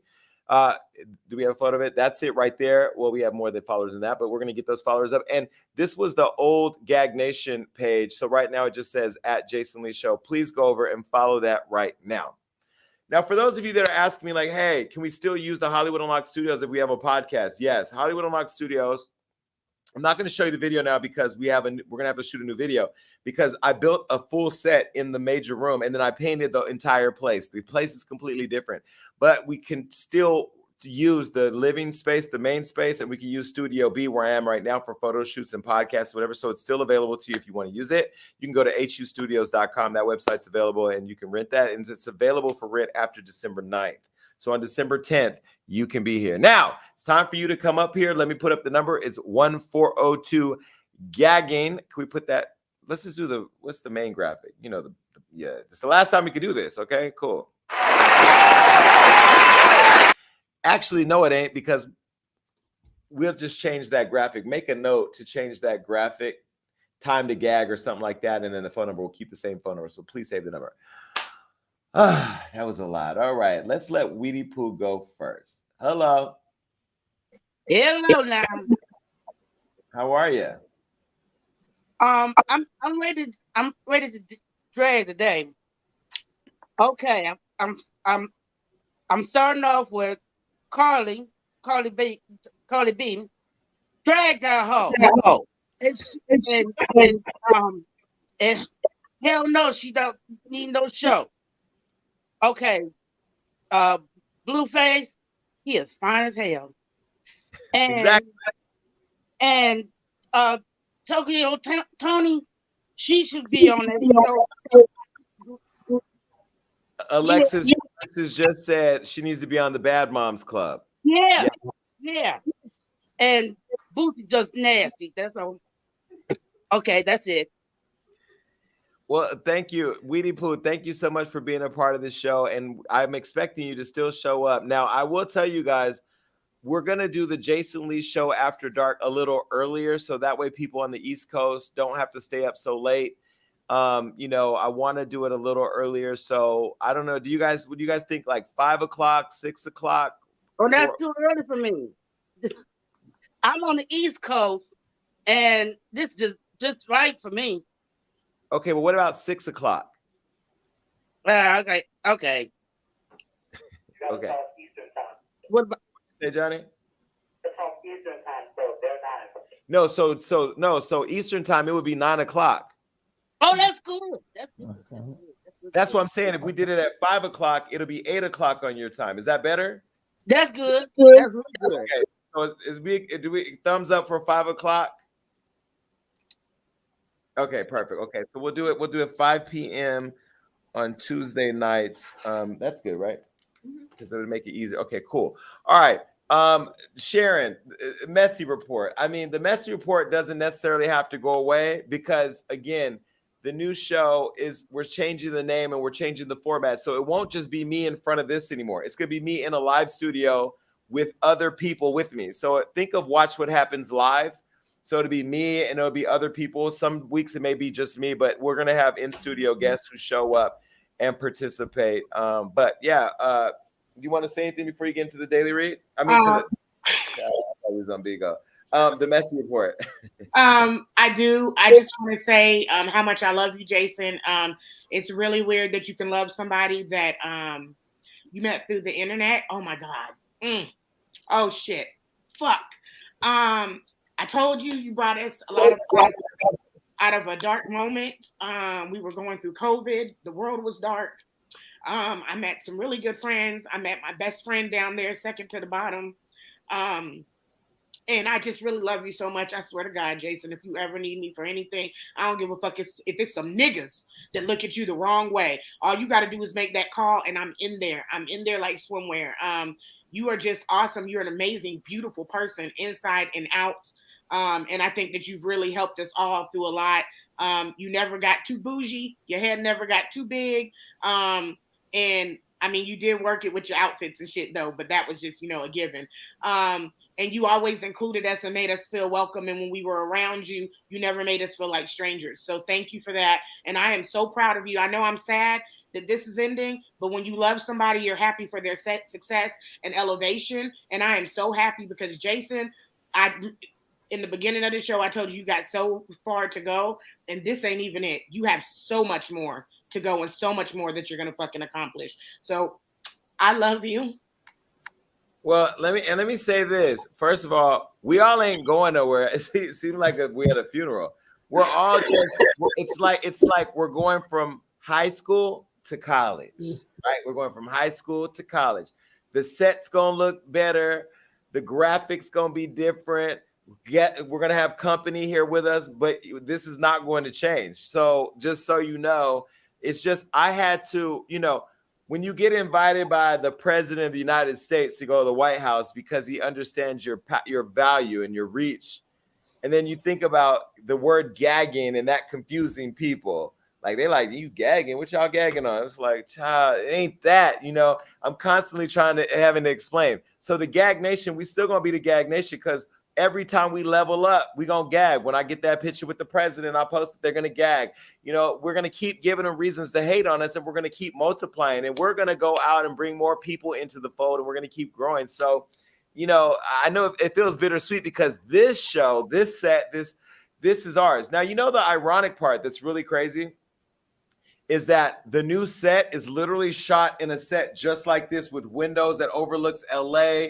We manifested the physical space. I didn't come and find a space that looked like this. I just came and found a space and it happened to look like this. And when you see it, y'all gonna be like, yo, the manifestation is crazy, but it's something that we built. We're just now taking it to the physical form. And, you know, when you talk about COVID, this really helped us all get through COVID because I was going crazy sitting in my house. And then I could have a full show with the audience where I, you know, can connect with people in a way I never did. I never, ever connected with the fans of Hollywood Unlocked, ever. Like, we always struggle with how do we engage our fans? How do we talk to our fans? What do we call our fans? We call our fans the socialites.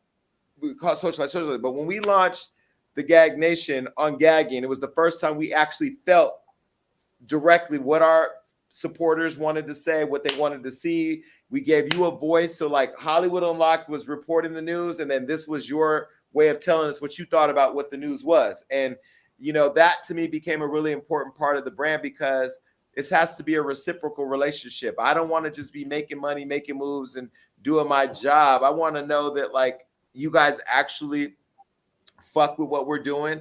And then if you don't like what we're doing, that you could come and be like, yo, we don't like that. You know, and there's times you guys have called me on my shit. And, you know, sometimes I'm receptive and sometimes I'm in my feelings. But either way, just know like the feelings are reciprocated. I feel the same way about all of you. And you in particular, I've watched you start your messy report and the reads have just, it's become a thing where people look forward to seeing what you're going to say. And one of the clips, Weedy Pooh was like, shit, I ain't got nothing to say because Sharon just said it. You know, and I want to say something else about you guys just that are here on this row. You guys have consistently showed up every week on Bigo, here, Twitter. If I go live on Bigo right now, Amber Lynn's going to be in there talking shit. You know, Sharon, you create your own thing over there. Jameer, I've seen you develop, you know, and it's just been an amazing thing to watch. And I just, again, from the bottom of my heart, thank all of you coming to my birthday party, coming to the award show. None of that changes.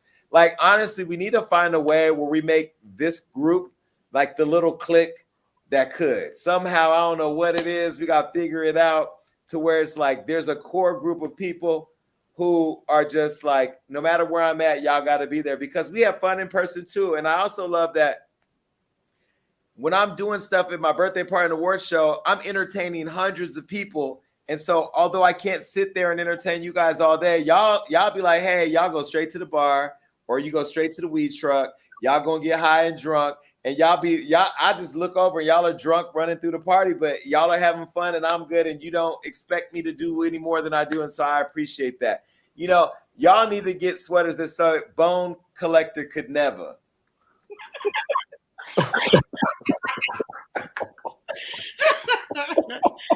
Oh gosh, I love you. Anyway, that's an inside joke for all of you not watching. Bone Collector, hey, how are you?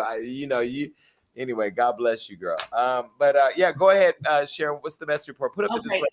Message report. Oh, and Jason, just one more last thing. I want to make sure that I say thank you to your staff because you guys are always amazing. They treat us awesome.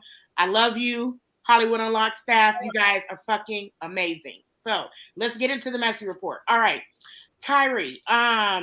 We stand behind you. We support you. I think that it's a shame that this is happening. And they have literally sent this man back to the cotton field with breaks to enter the master's house to entertain these white folks and make them money. Do like your ex-business partners say and just do it. Speak up, Kyrie. We can't do it for you. We support you, but we can't do it for you. Now, Casey Anthony and Cardi. I agree 100% with Cardi. This is another pink bitch that is a sick and demented. It is so disgusting that you would profit off your daughter's death. You should humble yourself yourself and be thankful that you're not in a jail cell eating fruit cups and having to take guards' dicks down your throat so they can protect you from getting your ass beat and your head bashed in from other prisoners because you killed your daughter, allegedly. Okay? You should not have a show on any platform. Fuck you. Sick, sorry, excuse for a mother when pussy. Oh, Lord Jesus. I think that this is the bitch that needs to get her pussy sewn up. Now, Blueface and his mom. This whole family is a hot ass mess, okay? But you just know that if he's beating his mom and his sister, you know that he's beating Krishan's ass. I think it's disgusting on all of their parts. And I think I heard Blueface's mama say, after all the hard work me and your dad did to make you, now I gotta call a spade, and we gotta keep it real. You were fucking and sucking and enjoying yourself, and Blueface just came from that. That was not you and his daddy working hard.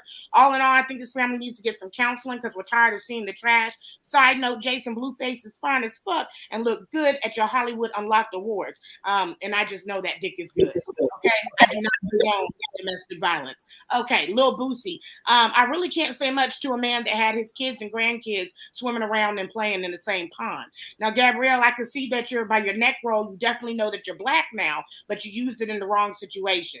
Y'all need to leave Zaya alone. Hold on. Did you say your kids and grandkids as in the come from both? Yes. Swimming in the same pond. Yes, I did. I think that y'all need to leave Zaya alone and let her live her life and let her biological parents deal with the situation with Boosie and Zaya how they choose. Oh shit. Remember, there's nothing too messy for the messy report, and we cover the mess so you don't have to stress. That's all, Jason. Oh shit. I think that was low. The kids and grandkids comment was low. That was disgusting and low. But yeah, that was low even for you. Jameer, go ahead. Hey, what's up, Jason? The only thing I want to say, Jason, I just want to say thank you. It's been an honor being a part of the Gag Nation, and I take pride in being the only consistent nigga to hold it down with the queens of Gag Nation because I know what. I know because Jay got in his feelings. The boy found Jesus allegedly. The other boy, I don't know what happened. Really? Who? Oh, not Zaydon. Is Zaydon still alive? Can somebody check on him because I blocked him everywhere? Oh, he stayed in my inbox dissing me and Sharon. Like he's not even fun to beef with because he don't even know how to beef with you, right? So yeah, he's just there. But definitely thank you for that. 'Cause I know my intention was to come on here and give the men's point of view. Cause I don't feel like a lot of the men that you named weren't doing that.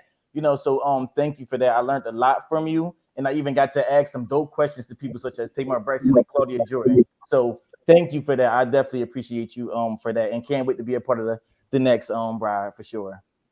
But it's not going to go away. Like I said, we'll have more guests in studio where you can, you guys be able to ask them. You think of Watch What Happens Live. You'll be able to ask the questions live right there. Exactly. Thank you so much. So the main thing I do want to talk about is obviously Cardi B and Casey Anthony. So to answer your question, you put out there, should she have her own show? No, she should not have her own show. Why the fuck do we need an explanation from her 13 years later? Anybody can create a narrative to fit. Anybody can create a narrative to fit their story 13 years later. Because now the story is that she and her daughter were both sexually molested by her father. Now, I'm not going to sit here and say that did or did not happen, but I feel as though that you unknowingly covered up for your father when you did not testify at the trial. That's when we needed to hear from you. We needed to hear from you 13 years ago at the trial, not now during the docu-series. So I just think that the sad part is, Jason, a lot of people are going to eat this up. True crime is a big genre for people, and just like the Jeffrey Dahmer series, I think this will be successful. But I just think Casey Anthony need to go die in a ditch somewhere because what she did was unexcusable. And if you don't report your infant being dead, you're just as worse as the person who killed her. So that's the main thing I want to say. And the only thing, other thing, Jason, about Boosie, Boosie did not have that same energy for Mike Tyson in that interview when he brought up that question. So I just want Boosie to have that consistent same energy for the men as he had for the women. Now I'm like you, Jason. I've been feeling what Boosie been saying lately. You know, I've been rocking with him lately, and I feel like this is a topic he would never win. So he need to just let it go and just shut the fuck up. I agree. I've been agreeing with Boosie a lot lately too, and then this was just disappointing. But I also understand Gabrielle should, she should have handled it a different way or could have handled it a different way. But I agree with you. Listen, this is also the last day I'll be eating Skinny Pop anywhere without an endorsement deal. I look back at that video. I've been eating Skinny Pop for years, and then I found out recently that Skinny Pop isn't that skinny. There's 100 calories in this one package. And sometimes when I eat a whole package, it's like 500-600 calories a serving. But even though the whole bag is not supposed to be a serving. But anyway, this is the last time. Skinny Pop, you got 24 hours to give me an endorsement or fuck out of here. Okay? All right. Amberlynn, go ahead and put the sign up. Thank you. So I just wanted to say that I am very thankful for just the first day you seen me, we came on here like you really just are the best person. Like you can say, okay, like we're here for you and this is why you are what you are and where you are, but it's because of your heart, your personality, because of what you give to the people is why we're here, and we're here consistently. And I don't care what you look on any platform, you're always going to see Amberlynn, you're always going to see if it's Miss Dahmer, you always gonna see something. And I'm gonna let you know this is Amberlynn. I don't give a damn. I even be on your Facebook. You probably don't know this, but it's Mrs. K. McDaniels on Facebook. I be on your shit all the time. You know what I'm saying? Like I'm here for everything. I don't care whether this show go away or another show go away. Everything has to progress and everything has to, change. So, but I'm always be here. I love you. I appreciate you with all my heart. I thank you for everything that you have gave me. Yes, you brought us all out of a dark space. We were all going mad and going crazy and didn't know what we were going to do with our lives. And you helped us. So I'm going to always be here for you. I'm your ride or die. I'm your family. And like Sharon said, I don't give a damn what you need. If I need to come down here in this old 2004, I'm going to come booting down that motherfucker to help you or whatever you need, period, point blank. When it comes to Blueface Mama, I think that she's a veteran hood rat. I think that she wanted to be famous, and now that her son got some type of recognition, every time anything is brought up with her son, she has to come on there and say something. She looks stupid. Why do you think your son got with a woman like Krishan Rock? Krishan Rock is wild and buck wild and crazy, just like your 50-year-old ass is. You know what I'm saying? She a mirror image of you. That's why he loved her and they together. You know what I'm saying? So what are you doing getting in a fight with a young woman like that? That's why you got beat up and your eyes got blacked and you was sitting up here looking like Willie Lump Lump. Like, why are you trying to fight a kid? Like, you know that she's just a younger version of you. You know what I'm saying? So let her live. Like, it's retarded. I'm tired of seeing it. When it comes to Cardi B was right. She always gonna have her motherfucking receipts. And I feel like she's another white lady that done got off, like that one girl that killed her baby. I think she gave birth to her in the bathroom and stabbed her up, and then she got off. Like, so let's hope that this re-sparks the damn investigation, and hopefully she could do some prison time. Her daddy, her mammy, whoever else that was involved, because I'm tired of it. Boosie, he was right. I mean, with some of the things that he been saying, but some of the things he wasn't. I mean, Gabrielle ate his ass up. I do believe that he probably do want some dick on the low. He always got some shit to say too. He a other old nigga that's running around here trying to get some clout because he not important no more. So I wish he would shut the fuck up. Him and Blueface Mama need to go sit down and fuck somewhere and then come up with a plan on getting this nigga out the shelter so they all can live happily together, because it's not Blueface motherfucking job. You a grown motherfucking man. I'm 37 years old. Ain't nobody making sure I'm straight except my sugar daddy. And that's because I make sure he do that shit. You see what I'm saying? I have to struggle to make sure I'm straight. So do you, so do your daddy. Everybody got to handle their business. That's not on Blueface. It just so happened he got rich and famous. You should have been out the shelter, nigga. But other than that, I love y'all. And I will be happy to see y'all on the next motherfucking show. We're going to turn up together. I thank y'all for the 2 years and 3 months that we've been rocking the fuck out. And we're going to keep rocking out. Period. Has it been 2 years and 3 months already? Yes, 2 years, 3 months. Damn, so we went through all of COVID together? Absolutely. Hey, you kept us sane. Yeah, I lost weight too. Yeah. Yes. Wait, did I have surgery and lose the weight later, right? Or during the show? Because you was losing weight during the show. Yeah, you had surgery and then you had it before the show. Mm-hmm.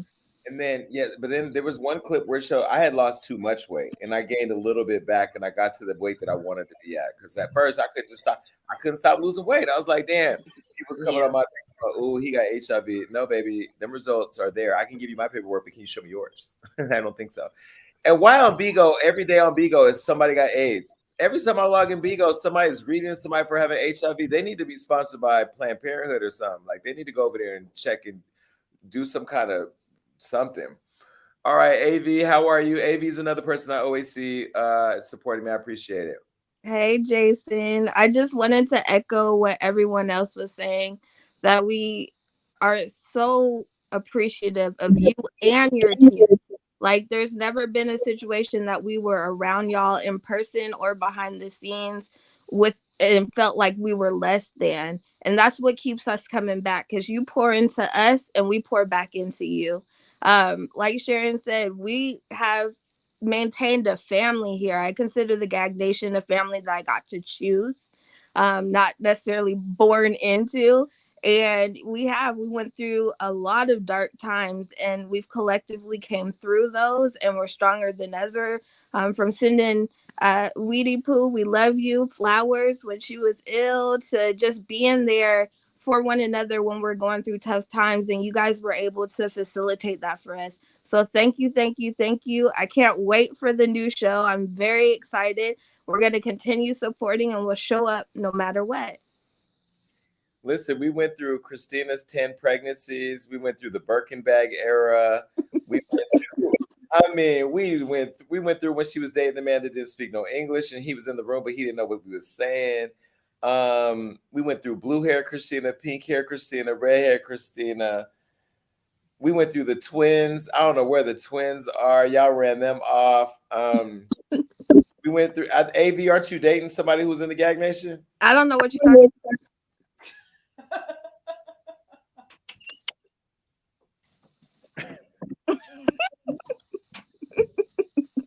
We need a real world Gag Nation, like seriously, because we got some issues we need to work out. Tony's in the comments. I'm gonna just leave it there. Tony and Jameer never liked each other anyway. Yeah, she was dating. Who?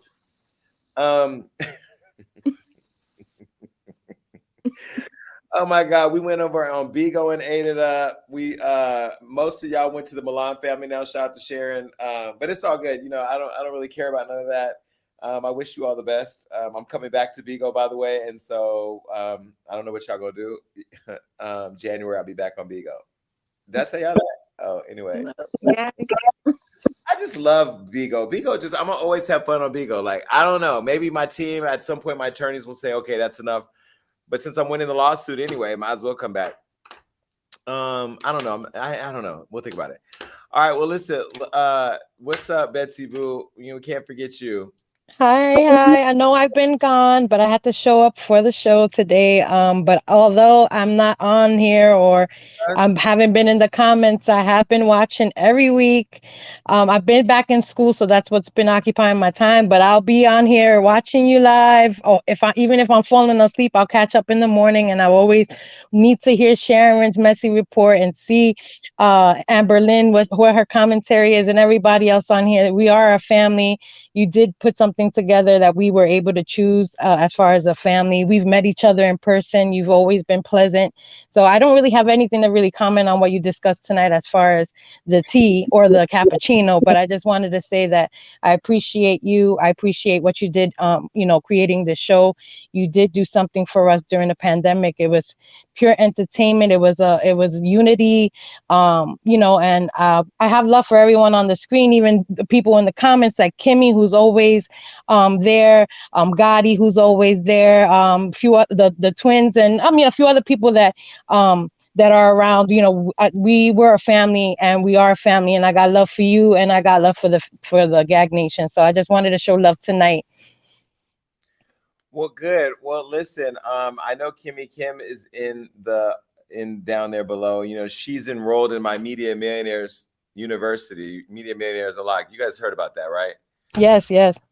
Well, I know, Betsy Boo, you're in school, but I'm gonna give you all free access to my courses so you can be a part of that movement, because you've been here consistently. You bought the green screens.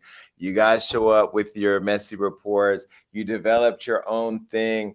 And it's not even just a course that talks about how to build a media company, but it really gives you the fundamental principles in building a business. I mean, I started Hollywood Unlocked from an Instagram, $100 in a website, and I built a $50 million company. I'm literally traveling around the world, living out the life that I wanted to live. And I want you guys to, you know, that's my small token of appreciation for the dedication that you've shown and showing up for me every week. And now we get to stay connected in a real way, because on top of just having the courses, we're going to do bi-weekly Q&A sessions around the lessons. And then when I launch Media Millionaire University and bring in all these people, nobody even understands what's about to happen.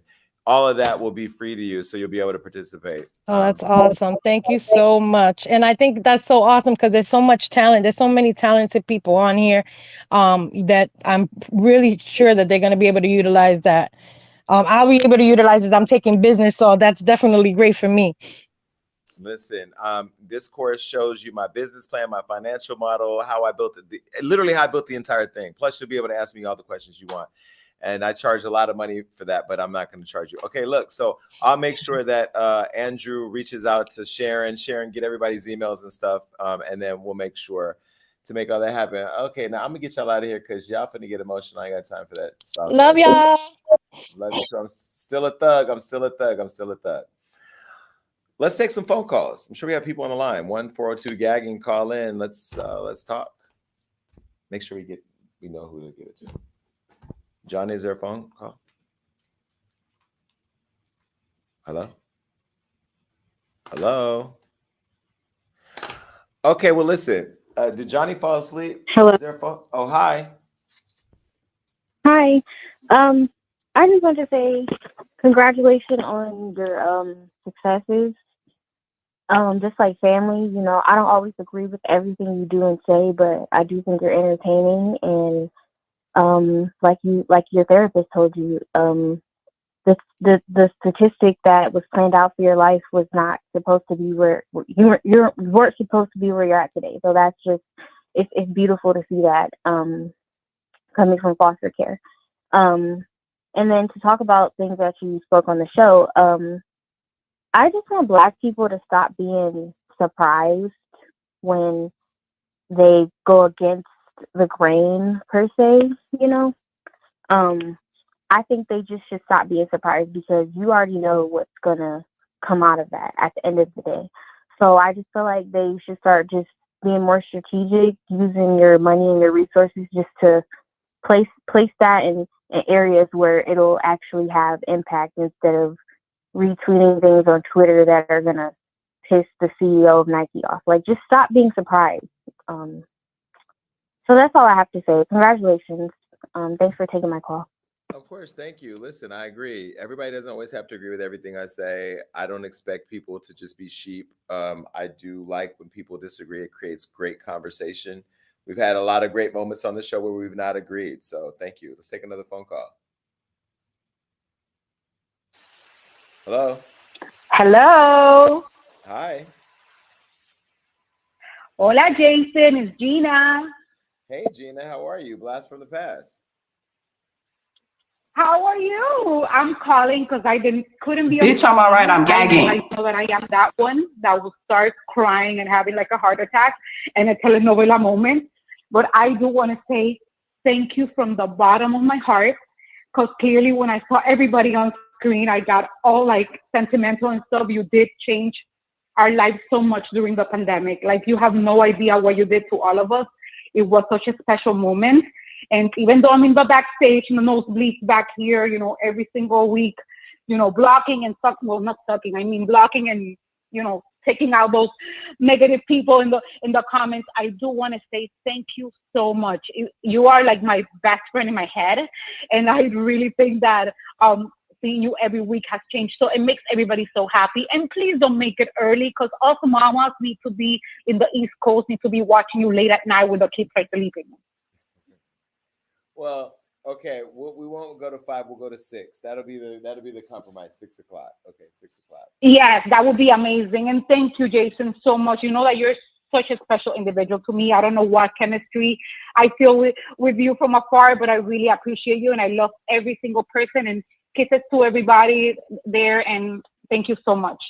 Well, after you stopped coming on the show, I went and hired Rico. You know, we have to have somebody with the accent like you who keeps it spicy around me. But you know, we actually got to hang out. Okay, hire me back. I'll come back. I'll come back to a new Jason after dark. I promise I'll be back on screen and I'll be ready. Now that you're gonna make it at 9 p.m., I'm gonna get dolled up and be ready on screen to laugh with everybody. And don't bring the cussing pastor again, please. We will not bring the cussing pastor, at least not right now. But thank you so much, and keep in touch. It's good to hear from you. All right, let's get another phone call.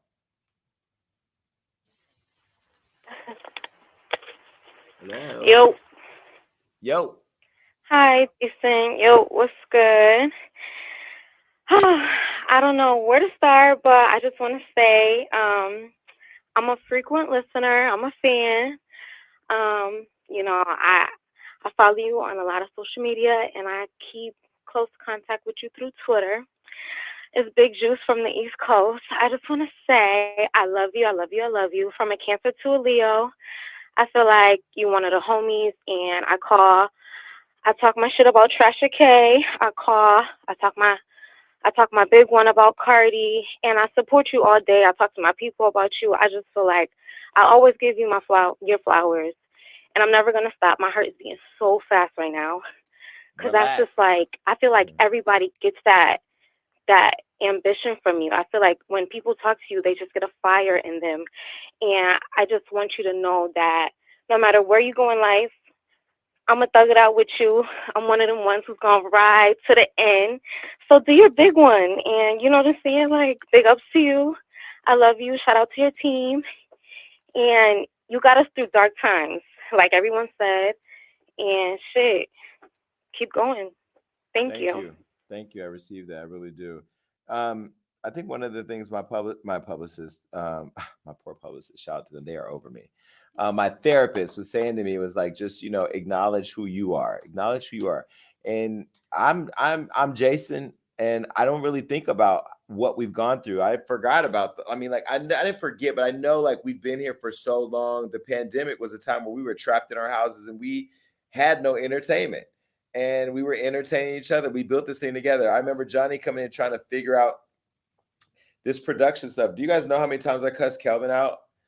I cussed Kelvin out so much that I can't even tell you what I cussed him out for, but I know at the time he needed to be cussed out. That's all I know. He in there, he'll tell you. I cussed Johnny out first week, cussed him out. Have I cussed you out? I haven't cussed Alexis out, because Alexis does shady shit in a different way. Like, they talk back and argue. She just, like, rolls the eyes when I mention, like, I go, Ariella. She'll like, Ariella? Like, oh, like, she'll throw shade at Ariella like that way. Ariella has quit. Kelvin is, well, I can't really talk about Kelvin's situation, but he came back, and then he quit. I think he came back so he could quit. But either way, I have to bring my team in again, because when we did this show, it was always about the fans. How do we perfect the production for the fans? How do we connect the experience for them? Let me start with Ariella. Like, what are your thoughts on the show since you've been a part of it? By the way, you do way better notes than Kelvin ever could. No, I'm just saying. You followed the Kelvin template and you did a great job. I'll say that. First, I'm gonna say, Kelvin, it's so good to have you back for the last episode. I'm glad you came back in. Nah, for real, like from start to finish, because I remember when I was in your apartment with Adam and we were like trying to figure out like how are we doing the live stream? Like we were calling in Adam to tech people and trying to figure it out. And I'm sitting here looking dumb as hell. Like, I don't know how this is gonna work, but I'm here. You know, I'm here to put the work in. And then Kelvin came back after his hiatus and he took over and he killed it. And that's what we call it, a hiatus. Okay, I like that. You know, I'm just, you know, but no, like from the beginning, from like the conception of where we started off and to where it is now. Like I started to get shout out to Sean Harrison, the super nerd. Let's first of all shout out to super. Because Sean Harrison not only built this, he built Hollywood Unlocked. He's built the Jason Lee Show, and he's built Jason Lee After Dark. He's helped design our sets. That is somebody that he did the award show. He's done every logo. Sean Harrison is the secret sauce behind the Jason Lee Show and Gagging Show. So I ain't gonna go too far without saying that. So shout out to him. Secret weapon for sure. But no, everybody played their role and did it well and got it to where it is now. And the Gag Nation, especially, y'all have me tearing up back here low key. Because seriously, if it wasn't for y'all, we really wouldn't be here. Like, y'all get us going as far as like the commentary. I'll be living for everybody's messy reports, Sharon and everybody else's commentary. Y'all really be killing it. And I hope y'all stick around because this next journey is really going to be great. And we want y'all to be a part of it for real. Absolutely. I couldn't have said it any better. Our whole brand is centered around you guys. I mean, we're always talking about how to perfect. Johnny will tell you, we walked through here, this set. Johnny has had an interesting journey. You know, he came from a cubicle up in corporate America where a bunch of white people over caffeinated walking around his desk talking about the boss all day to where he got to sit in the boss face and the boss talking shit to him and he talking shit to the boss. So it's a different culture shock. And, you know, to be quite honest, Hollywood Unlocked has been a small family for a long time, and it takes us all a while. I think the team does a great job of gelling and working together, but it takes me time to warm up to people. But I've seen Johnny grow into a phenomenal part of the team where now we, you know, with this studio, this is when y'all see what we built, it's not a game. It's some real shit. We literally hired a set design company, shout out to 41 Sets, who's built some of the most dynamic sets in the business, and works with everybody. We brought them into our world and we spent lots of money to build it out. And Johnny's been leading that. So Johnny, go ahead. Yeah, no, this has been a really interesting journey. Coming into the show, I didn't even realize the show was still really brand new when I came in. It felt well oiled, but I guess that's because you had such a dedicated, loyal fan base. We definitely had the first 2 or 3 weeks.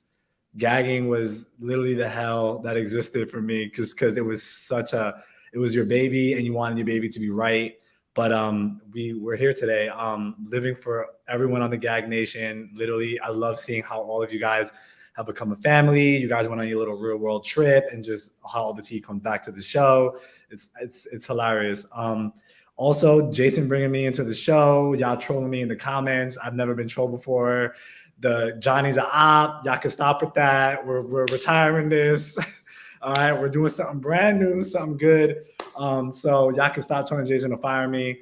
But yeah, it's been a really, really great journey with Hollywood Unlocked, and we're about to go to another level. You guys are kind of seeing some updates here. So a little, you know, this is the tech room, but you guys are going to really gag for real when you guys see what we're doing in this whole entire studio. But no, I appreciate that. Yes, Johnny's not the op. You can leave Johnny alone. I ain't gonna lie. I do love when y'all troll Johnny though, because at this point he just laughs at y'all because he's like, "Oh, this is so foolish." Now, Kelvin, you know, when you left the first time, you could have really sabotaged some shit because out of everybody here, you're the only person that's been here. Has he been here long, or both of you? You and him together, right? At the house, or was he here first? No, me and Alexis go back to WeWork. But were you assigned to this show first before everybody? Yes. Okay. And so you could have been the op and fucked this up when you left the first time.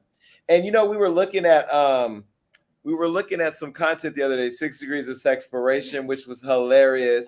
And we were looking at they love Problematic. Like everybody, no matter where I go, they still say to me, like, Jason, you need to bring back Problematic. Well, Problematic takes a very specific time of editing, and like that Problematic was a lot. And I've kind of grown out of the Problematic brand, no?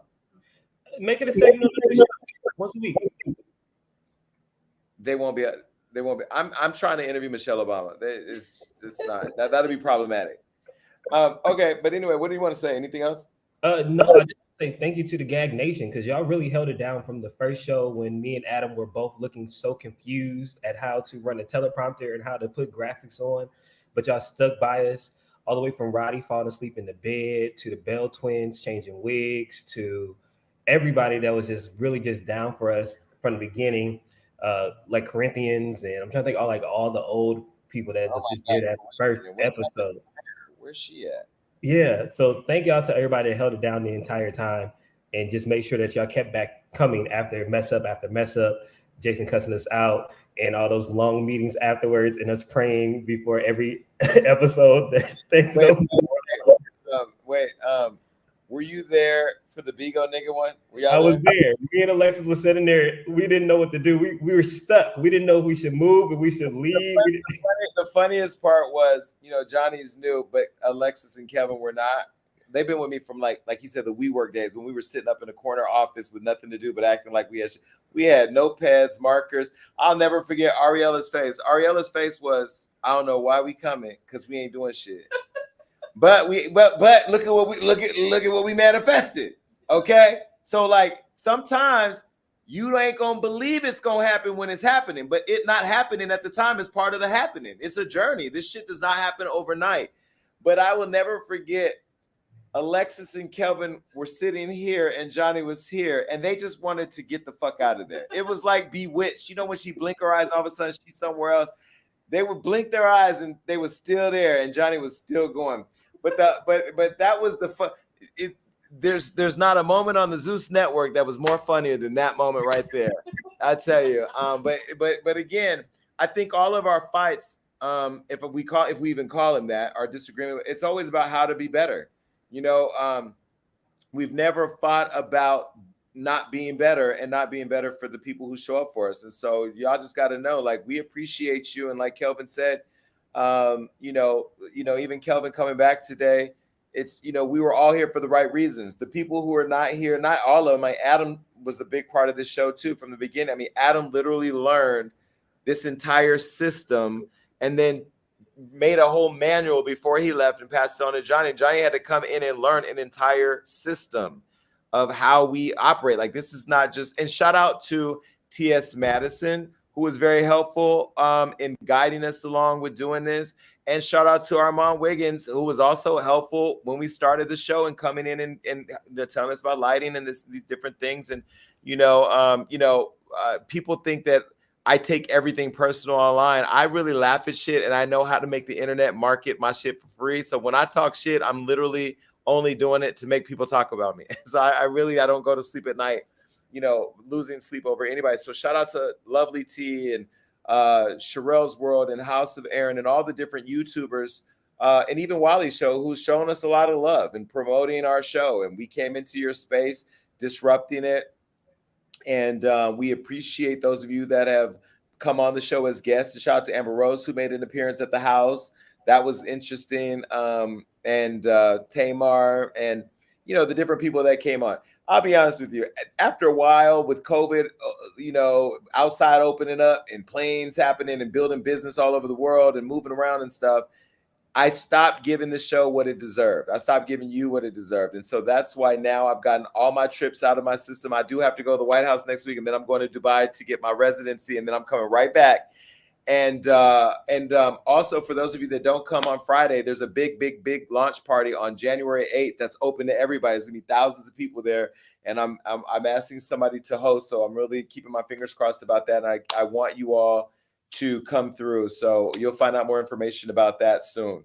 All right, that's the final words. And I know we took some phone calls, but now we got to get into my favorite part of the show, which is where I get to say goodbye to y'all motherfuckers. It's thoughts and prayers.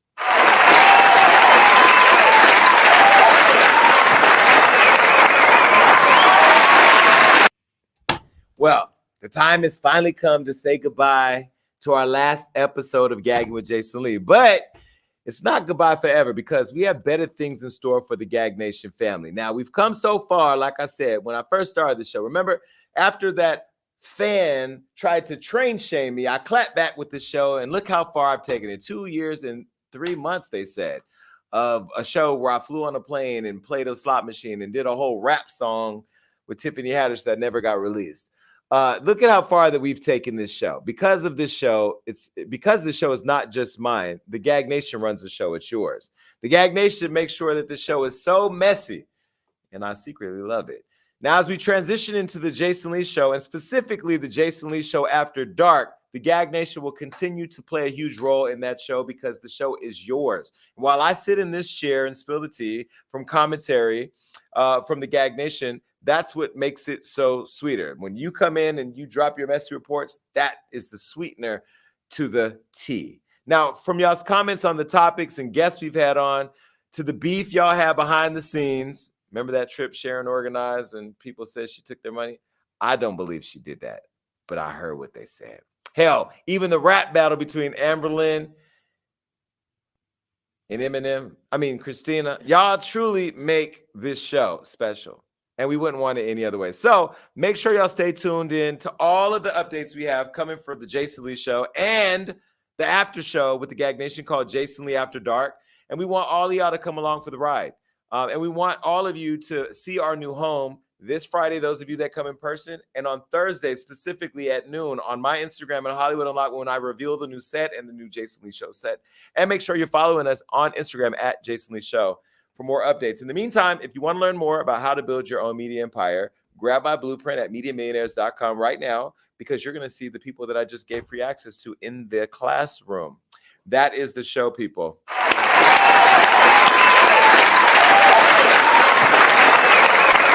hope that you've enjoyed the journey with us and hope you come a long way for the next one. Stay tuned. Be sure you like, comment, subscribe on YouTube. Follow us on all social media. You can follow us on Hollywood Unlocks, Facebook, Instagram, YouTube. You can go to HollywoodUnlocked.com to get updated. And also make sure you're streaming us, because this show is also streaming everywhere. Okay? Now, if you want to stay in touch with us, this number right here is up here every show. Those of you that stay connected and text me, you got it. Those of you that don't, here it is. And this is where you will get updates on Jason Lee After Dark. Until then, I am signing out. Bye.